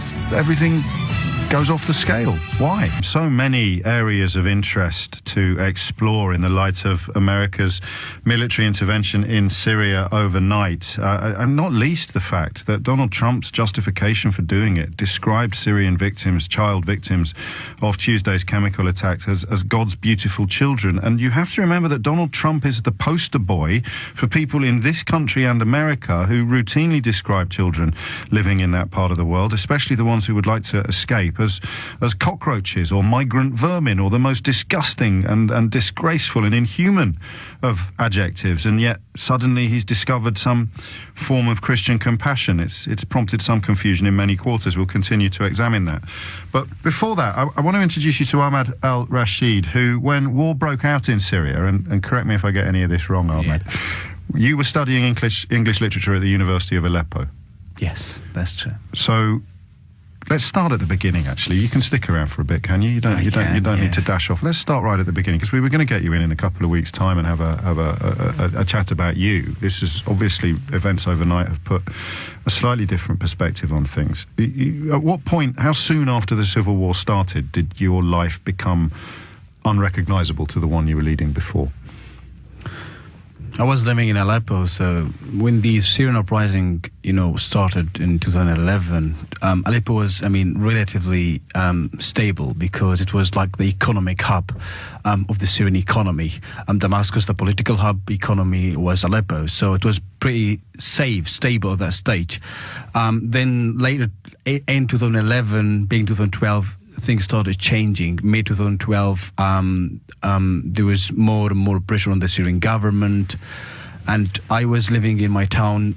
Late 2012, the town was attacked by the Assad regime. The place which I was living in, over 140 barrel bombs fell in that town, and I started realizing, before that there was electricity was cut, medical services, so shortage of medical services.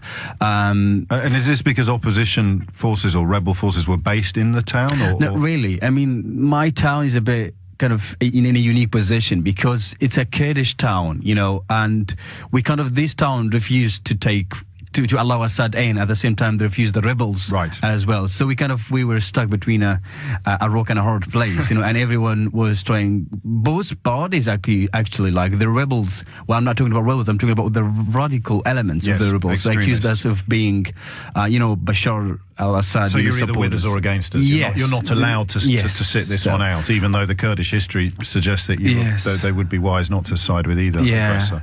So, and this was when the battles started bombing, when the radicals attacked the town. Some people got captured, they were beheaded, they were killed. And I was active on the social media. I was on Twitter, I was on Facebook, criticizing both conflict parties, and I was a target. I said, please get out soon. I've got friends coming. Please get out soon, because you'll be next. How did you get out? Very tough. It was never planned. I was in my place. So I was teaching English to the young children in my town, because there was no education running, and I was away from my family, the other part of the city, when the attack started happening. I couldn't go back to my house, so I couldn't meet my family the last time. I fled the town. I fled from Aleppo, from my town to eastern Aleppo, so I fled to Manbij, which is now kind of a place which the Americans, the Russians, the Syrian and the Kurds and the Turks are all kind of stuck there. And from there I moved to Hasaka, which is under the Syrian Kurdish control. And from there I crossed into the Kurdistan region of Iraq. And the reason why I decided to move there, because I'm Kurdish, and which was fine for me, because I spoke the language, then it was easier for me to get there.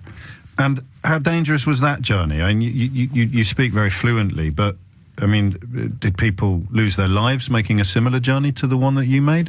You mean into Iraq? Yes. Well, no, not really. It was easy, but the thing is, it was full of dangers because, like, from Aleppo till I get to the Kurdistan region of Iraq, I had to cross over 100 checkpoints, and each checkpoint you get there, you need to look at the flag.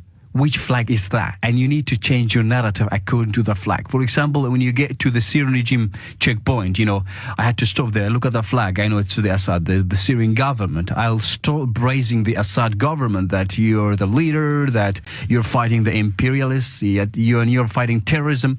And they'll become very happy with me. Then I'll cross. Then I'll get to, like, for example, the rebels checkpoint. I'll praise them that you're the revolutionaries, that you're fighting Assad, and we become very happy. Then I get to an ISIS checkpoint. At that stage, they did not show their real color, and I'll praise them that you're the Mujahideen and blah, blah, blah, blah. They become very happy with me and they let me cross. So you had to literally change your color 100 times. A chameleon. I know. Yes, absolutely. And I mean, you tell the story very confidently, but if you'd misspoken at any of those checkpoints? I know of people who literally were stopped at ISIS checkpoints, and the first thing they ask them just to recite some of the Quran, and these people, like, some of them, they did not speak Arabic, Sure. and like, because they were so terrified, they made mistakes, and these people were captured, they were detained, they were killed later on. So you got into Kurdish Iraq? Yes. And you had set your sights on Britain at this point? No, not really. I was working there. I joined the United Nations. So I joined UNICEF. I was working as a communication for development facilitator. So what was happening at that stage, people were fleeing the country, and they were the destination was the neighboring countries. So I was working with the United Nations, providing life-saving, services to these people at this stage. Then later on, 2014, I was working in Mosul, the city of Mosul, when suddenly the city for the Islamic State. So it was a worse nightmare because I thought this it, I'm done. I'm okay here. I'm saving this country. But I realized that I fled one hell in Syria and I ended up in another brutal hell in Iraq. Islamic State controlled. Within 7 hours, the entire city fell. How do you, forgive my ignorance, how do you know the city has fallen? Because there's not going to be combatants on every street corner. Because we get it, international news explained and described. If you're actually in the middle of it, how do you know that the city has fallen? Well, at that time, you had the social media was very active. Okay. And you got people there inside and outside the city. So, for example, they controlled the main entrances of the town. And by that time, the Iraqi forces, the Iraqi regular army fled to Erbil, and there was no way in or out. Some people started running out of that place, So the Muslims, the Christians started running. But the ones who left behind were the Iraqi Yazidi, people who could not get to ISIS checkpoint because they were not the people of the book. So they turned back. They took refuge on the top of Mount Sinjar. And we remember that episode. I do remember. I met hundreds of the survivors. I was near that mountain, and I remember during the Iraqi summer of 2014, thousands of innocent people, civilians, mainly Iraqi Kurdish Yazidis, they took refuge on the top of Mount Sinjar. Thousands of these women and children and elderly, no food and no water. There were young people trying to descend, to fetch water from these water wells surrounding the mountain. ISIS captured these people, they killed them, and they threw their bodies into these water wells. I remember there were women and children there were women giving birth to children. There was no medical supplies, no food and no water. These children were born lifeless. Literally their families had to go through them away. And the reason why these people could not flee, because according to ISIS mentality, if you're the people of the book, if you're a Muslim, if you're a Christian, if you're Jewish, you can stay there. You can stay there, but you need to pay the jizya, the tax that you need to pay in order to live in a Muslim land. But because these people, the Yazidis, were not the people of the book, like the Zoroastrians. So these people were trained like you can take them as spoils. And so they're not born into an Abrahamic religion. Yes. They're worthless. You've got the freedom, you've got the liberty to enslave them, to take control of their liberty. And I remember over 3,000, today, according to over 3,000 women and children, mostly Yazidis, are today enslaved in Syria and Iraq. So you've gone in a matter of weeks from leading a life that I, as a Western person, would recognise. I studying English literature at a university and a civil. You've gone in a matter of weeks to biblical horrors.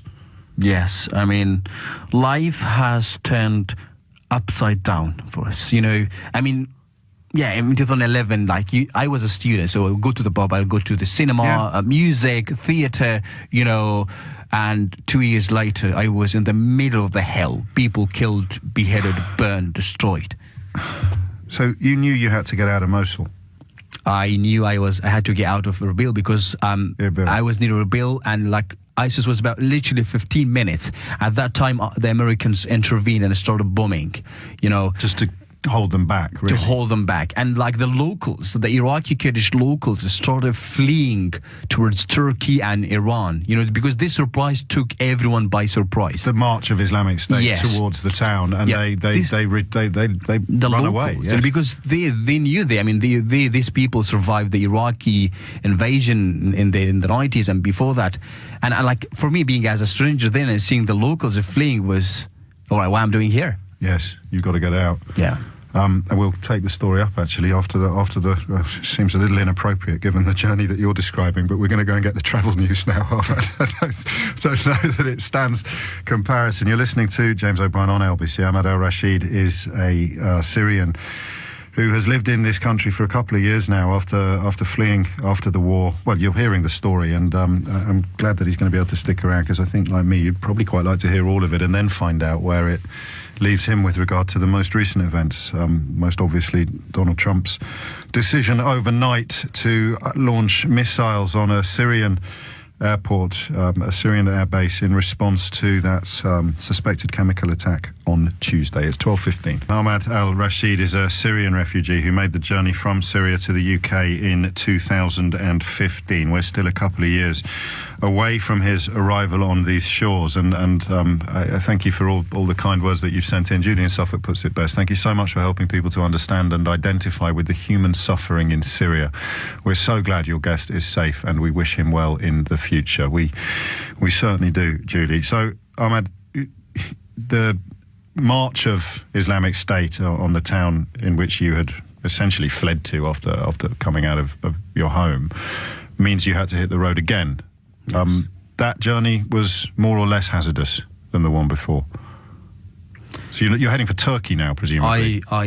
I crossed back to Syria because I was hoping to go to Aleppo, but it was next to impossible because I had to cross Raqqa, ISIS, capital. Yes. Then it didn't work. Then I had to cross from southeast of Turkey, Syria into Turkey. So the south and east of Turkey, I crossed into Shirnak. That involves a river crossing, doesn't it? Yes, the Tigris River, and I had to cross it, and I had to find a smuggler to help me out. How do you find? You mean a people smuggler? How do you find one? They are available. They're available on the social media. You go on Facebook, you meet these people, they advertise. You go on Facebook to find someone to... Yes. So it's just a very long story. Of course.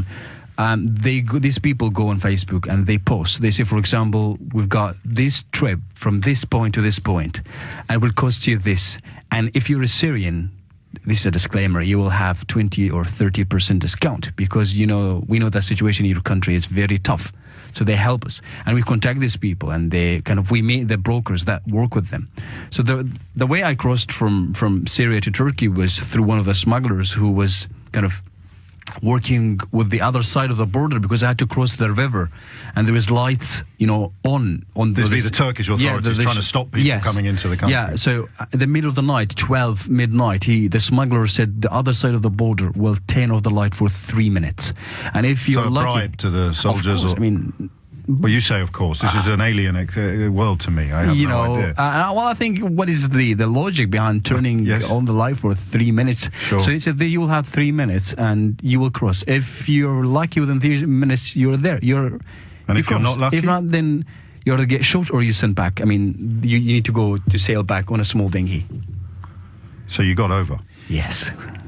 Next stage of the journey is to get to the Greek island. This was the journey. I went to Izmir with thousands of people waiting there. And what's that like? I mean, again, it's a sort of tidal wave of humanity is with very little by way of resources or infrastructure.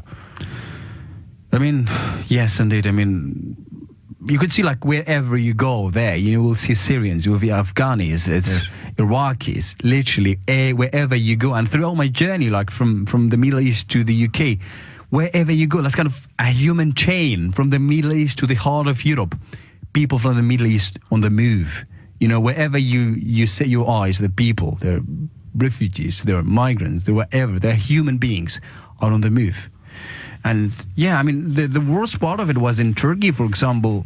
I mean, I was reading a research paper by the University of Oxford where they said over $500 million were generated in Turkey alone in 2015 out of these smuggling networks. $500 million, And again, if you use your logic, 500 million people crossed to Europe from Turkey. You can smuggle 1,000 people. But you cannot smuggle 500,000 people. No. So it looks like a policy, and it's kind of containment. Of sorts. So you got a seat on a boat. I got a seat on a boat. Supposed to be a yacht. It turned to be on a dinghy. It's supposed to be 24 people. We ended up 88 people, half of them women and children, in the middle of the sea. And we were so lucky after 3 hours. The dinghy was already leaking. We managed to make it to Kos Island. Some people don't understand why you would do that. I mean, the pithy line is that you would only take to the sea in such hazardous conditions if it was less dangerous than the land, even though you're running a very, very real risk of dying at sea. Somehow it is a preferable option to staying on land. It's quite hard for us, not just people who don't want to empathise or sympathise, but also for people who do have compassion in their hearts. It's quite hard to understand that choice. Sometimes when the only options that you have is either, being killed by a chemical gas or being, by a shrapnel or by the knives of ISIS, or being tortured to death in that country, or being just literally like arrested and disappeared. No one will hear of you. Sometimes you feel like the sea could be the best option. I mean, you do not have options, but sometimes you weigh your options and you go for the one that would suit you. That makes sense. You got to Kos. I got to Kos, and from there I had to wait 2 weeks. And from there, the Greek authorities gave me kind of a piece of paper which allows me to take a ferry to mainland in Athens. I went to Athens. I went to Facebook again. Dozens and hundreds of these groups on Facebook. I contacted one of these people. It was a human smuggler. And he was furious at me. He yelled at me. He said, "It doesn't work like this. You need to book an appointment. Are you an idiot? Why are you calling me?" I said, "I'm sorry. I do apologize. Okay. I had to book an appointment." So I booked my appointment. After 2 days, my turn came. I walked to his place. It was a huge pub. And the backyard, there's a small office. There were dozens of people queuing to meet him. When my turn came, I walked to his place. And he came with a suitcase full of passports, American passports, British passports, Bulgarian passports, and all this stuff. And the first question he asked me, "Do you speak any Spanish?" I said, "I don't." He said, "Do you speak any French?" I said, "I don't." He said, "What the hell do you speak?" I said, "I speak Arabic, I speak Kurdish, I speak a little bit of Farsi, and I speak a little bit English." He said English would work. So he gave me a passport. It was a Bulgarian passport. The guy's name was Kadirov Mohamedov from Sofia in Bulgaria. He said, "You do what I'm going to tell you." He was super intelligent. He drew the map of Athens International Airport. Yes. He said, "You enter from here, you go from here, you scan your boarding, and before you board, there are 2 girls. One is black, one is blonde. You go to the blonde. Really? If you go to the black, we'll lose it all." I was so afraid, I was so terrified. But I went, I did exactly what he told me. And I was waiting with my ticket and passport to board. My ticket was to Marseille in France. I was waiting when suddenly one of the police came from behind and told me, "Show me your passport." I was dead inside for the first time in my entire life inside a European airport with a fake ID, with the fake everything. And he told me, Mr. Kadyrov Mohammadov, where are you going? I said, I just had to come up with a story. I said, I'm going to France. I have my girlfriend there and we're celebrating our anniversary. And he looked at me and said, all right. Waved you through. And he said, good luck.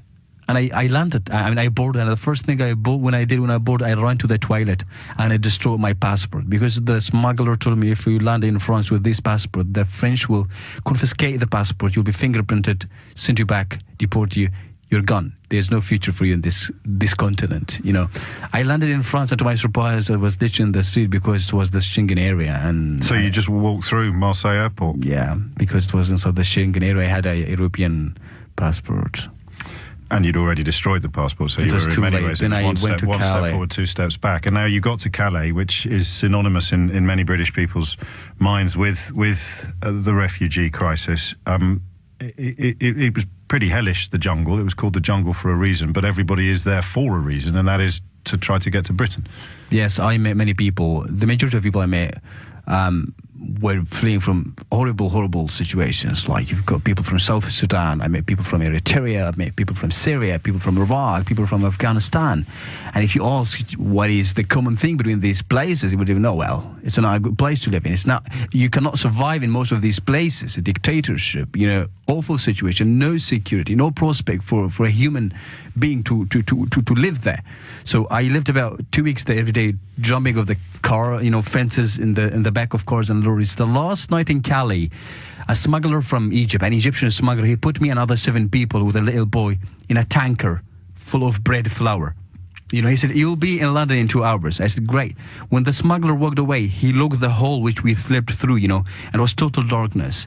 I turned on my GPRS, my mobile, to contact him. Say, look, we are dying. We're suffocating. It didn't work because it was isolated, After like 5 hours, the tanker started moving. After 11 hours, we all started knocking. We crying literally like children. The child, he lost his consciousness. He fell into this water, this flour, And we knocked and knocked. The driver stopped and he let us out of that tanker. We were near the Italian border. It was the wrong car. You'd gone in the other direction? Totally the wrong direction. And I was so furious. And the smuggler had taken money off all of you? Yeah. I was so furious. It was so stupid. You weren't just furious, you were covered in flour. Oh, yes. It's raining. I was so stupid to put our faith in that criminal, but we know because of the system that has failed us, we didn't have an option but to look at these people as our saviors.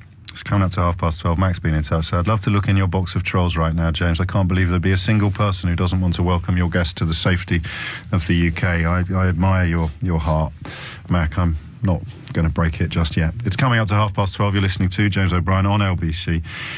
We will continue with this story. Next stop, Britain, and then we'll find out from Ahmad Al-Rashid how he and his countrymen... Actually, I can't use the phrase countrymen when I'm talking about Syria. It's not a homogenous group. There'll be some people responding to what happened overnight in violently different ways from how other people who are also Syrian are responding. So we'll find out what you think and what you've learned about reactions at home. The time now is 12:30. And, of course, the big international story of the moment is Donald Trump's decision to intervene in Syria with a missile attack following a suspected chemical attack on Tuesday. My studio guest this hour made the journey in the other direction from Syria to the west, escaping circumstances that have been described in pretty grim and bloody terms. We left you, Ahmad Al-Rashid, in Italy, covered in flour and skint. Yeah. So what's the first plan? Get back to Calais? I went back to Calais. So in terms of why Britain, why were you focusing on Britain? My answer to that question would be because you speak English. Were there other reasons? The first reason was I spoke a little bit English, which could save me 2 or 3 years, learning a new language. Even like in Turkey, it took 3-4 years, And the second reason was I wanted to come to this country because I had the family reunion plan. I planned to bring over my family, and which the authorities in this country supported me a lot. And I've got a relative of mine who was living in Denmark. It took him about 3.5 years to get his family out of Aleppo. In Syria, 1 minute could change the entire life of your family. Imagine 2 or 3 years under the bombing and the shelling. You have a wife and 2 children. Yes. And back to the journey, I went back to Calais. I was so furious. I gave up on the UK because I was killed. I then went back to Germany. I met another smuggler. He put me in a back of a car, in a lorry, and he said, you'll be heading the UK. It will be like 10, 15 hours. And we slept 3 full days inside the back of that lorry, and we ended up in the UK.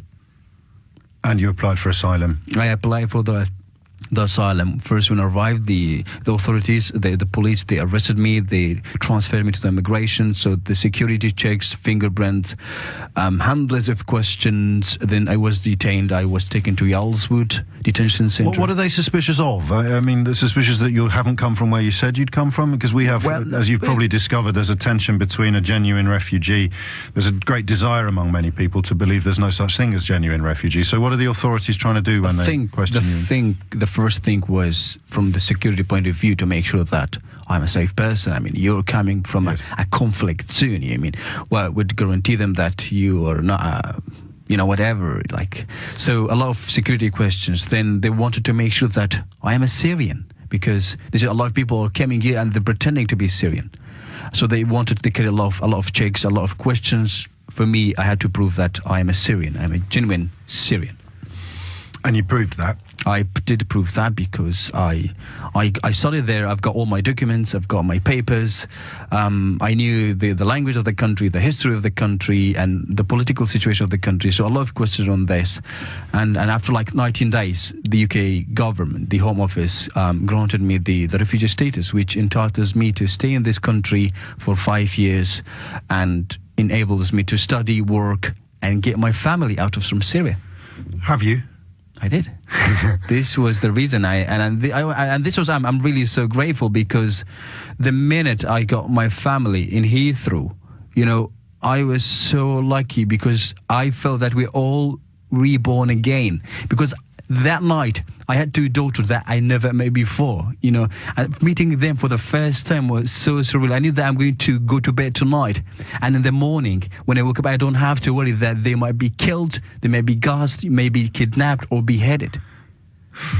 How do they get out? How does that work? Because your journey was so torturous, and yet for them it was comparatively simple. It was very simple. I mean, I had to do it all on behalf of them, because I had a Syrian friend, who fled from Syria to Libya with his wife and 5 children. In 2013, they embarked on this, treacherous journey from Libya to Italy. In the middle of the sea, he saw his wife, pregnant wife, and 5 children drowning, dying in front of his eyes. And today he's now living in Italy, but he has lost his mind, And for me, and even for my wife, we talked about this. We were so happy that we got killed by a shrapnel, than seeing this suffocating or drowning. Die in a bombing attack than do not have an option but to choose which way you want to die. So this partly explains why we see youngish men a lot more in the news than we do children and women, because the idea is that you...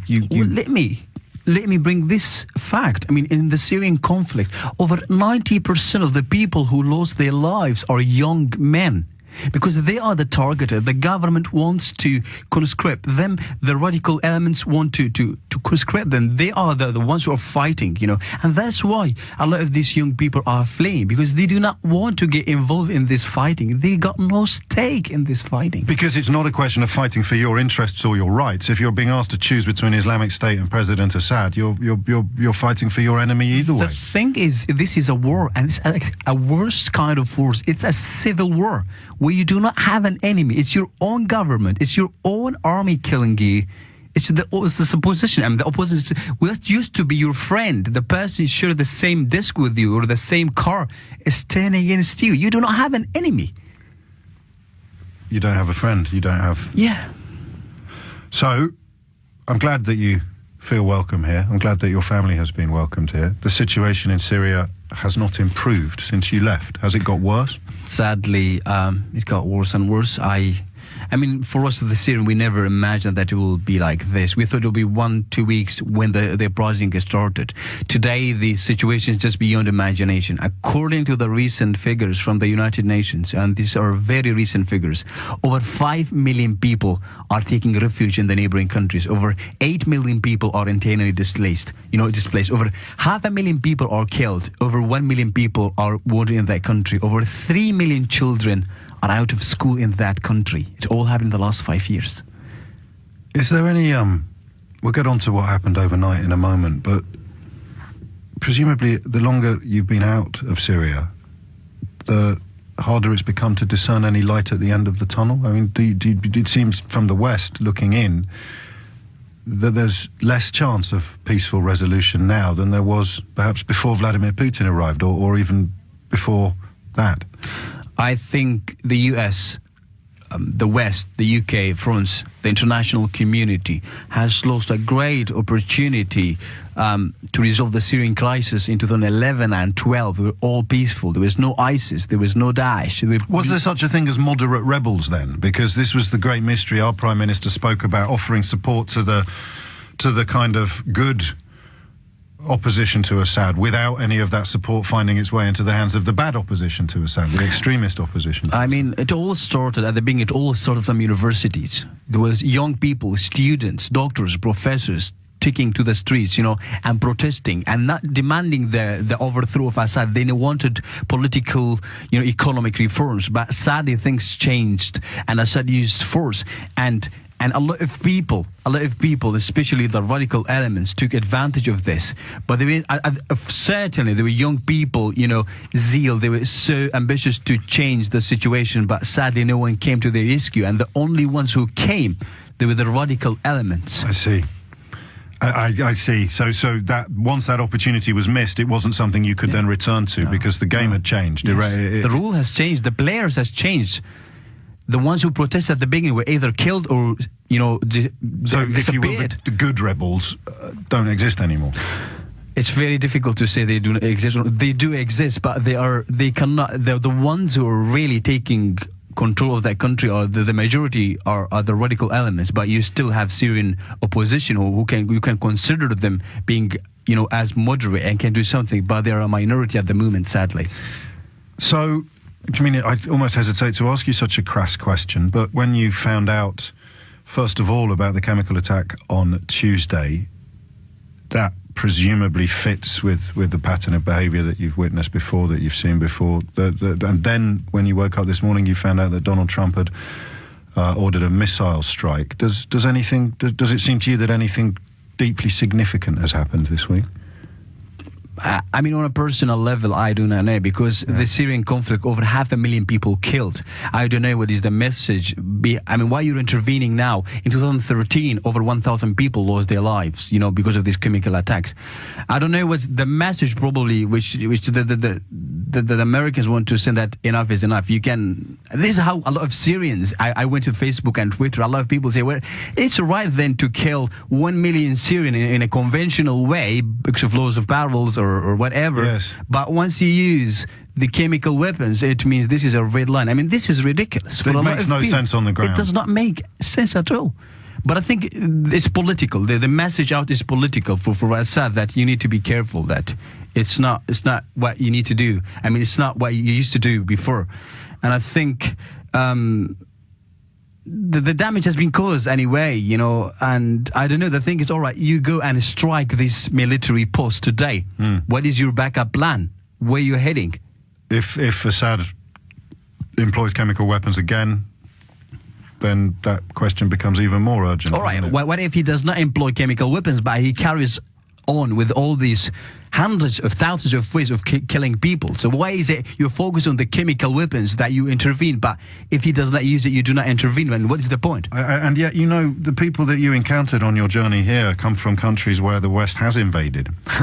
So, and you've seen the turmoil that they found themselves in, particularly Iraqi and Afghan civilians. What would, if you had a wish, a dream, Ahmad, for your country and what the rest of the world should be doing at the moment, what would it be? It's a very tough question. I really hope that the conflict will stop. But I think the way to stop the Syrian conflict is to... Look, it's a Syrian conflict, but there is nothing Syrian about it. The main players are not Syrians. The Syrians started the conflict, but they cannot end it. It's the main players, the big international superpowers who can do this. And I really take this platform to urge them to, put pressure on their proxies within the Gulf, within Turkey, with Iran, with Russia, all these people to stop funding, to stop arming. Because as long as these people in Syria have arms, they will continue to fight till death. Once the arms are stopped, they can sit on the table and negotiate. But that paints a picture of possibly decades of conflict. It is, actually, because it's a very, very... I mean, what's happening in Syria is kind of a small... it's a cold war now. It's kind of turning a hot war, but I think it's more complex. The Syrian conflict is not Assad versus the opposition. You've got Iran involved, you've got Russia involved, you've got the Saudis involved. You have got what's happening with Hezbollah, you've got Iran, you've got Turkey, you've got the PKK issue, you've got the Kurdish issue, you've got the Sunni issue, you've got the Shia issue. It's one of the most complex conflicts in the recent history. And now America. Stay with us until 1 o'clock. We'll talk a little more. 12:46. More from my studio guest Ahmad in just a moment. Before that, General Jack Keane is a name you will know. Retired 4-star general, former Vice Chief of Staff in the US Army, and perhaps most interestingly this afternoon, Donald Trump's first choice to be Defense Secretary, a role that General Keane turned down. He joins me on the line now. You have... General Keane been a fairly staunch supporter of military intervention, not just in the context of Syria, but you've suggested it might be needed with regard to North Korea as well. So presumably you welcome the events overnight. Well, no, I'm not looking for military intervention in North Korea. I'm just saying that the North Koreans, as they continue to build a weaponized ICBM capability, and if they're prepared to launch such a vehicle, then that would leave us looking for military intervention in North Korea. I'm just saying that the North Koreans, as they continue to build a weaponized ICBM capability, and if they're prepared to launch such a vehicle, then that would leave us only a military option unless the Chinese change their behavior. Certainly, as in a first strike. No one wants to go to war in Korea. A first strike attack on the nation, then, in the event of those tests continuing. Let's turn attention then to Syria. That's correct. Do you welcome the president's decision? Yes, I do. It's a proportioned, limited military response designed for a single purpose: to compel Assad not to use WMD on his people again. And certainly a message being sent to the Iranians and the Russians, who are his closest allies, to influence the Assad regime as well. I think there's also likely an upside strategically and geopolitically that it goes beyond the military strike in terms of reassuring our allies that American leadership would be exercised on their behalf in terms of their interests and U.S. interests. So, yes, I think they selected an appropriate response to do with something that was horrific as what the world witnessed 48 hours ago. One thing, and perhaps I can draw on your military expertise here, because I've spoken to some Syrians today, including a Syrian refugee, and there's a difficulty in understanding why an attack undertaken with that type of weapon, with a chemical weapon, or a WMD as you call it, provokes such an enormous response, whereas hundreds of thousands of people have been killed under more conventional terms, and it's prompted scant response at all. Well, I totally agree with that. I mean, I thought we should have done something about the carnage that Assad was inflicting on his people going all the way back to 2011 and 2012, to be frank about it. Even Obama's national security team wanted President Obama in 2012 to robustly arm the Syrian monitors, and he said no. 2013, to do something about chemical weapons then, and he said no. So, yes, I agree. Assad has killed far more of his people using conventional weapons than WMD. But I think if you do not respond to the WMD attack, then that becomes the new normal, and you're underwriting the use of weapons of mass destruction by other thugs and killers in the world. So I do believe this was an appropriate response. I also think the United States, in concert with its allies, should have acted long ago to deal with this carnage that's taken place in Syria. And yet President Trump at the time that you refer to was one of the loudest voices in both social media and conventional media, warning against any sort of intervention.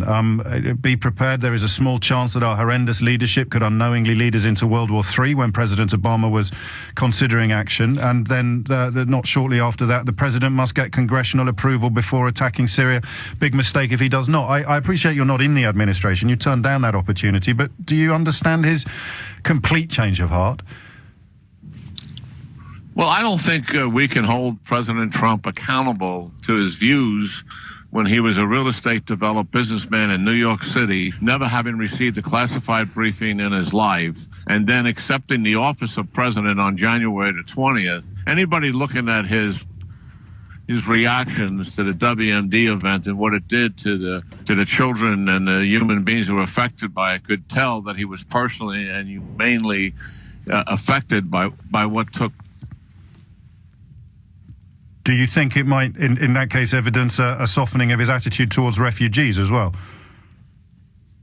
I think we may have lost the line. We've lost the line. General, great pleasure and privilege to talk to you at all. General Jack Keane, just come out to 12:55. I'm still with Ahmad Al-Bashid, who is a refugee from Syria, has been granted asylum in this country, now studies for a master's degree.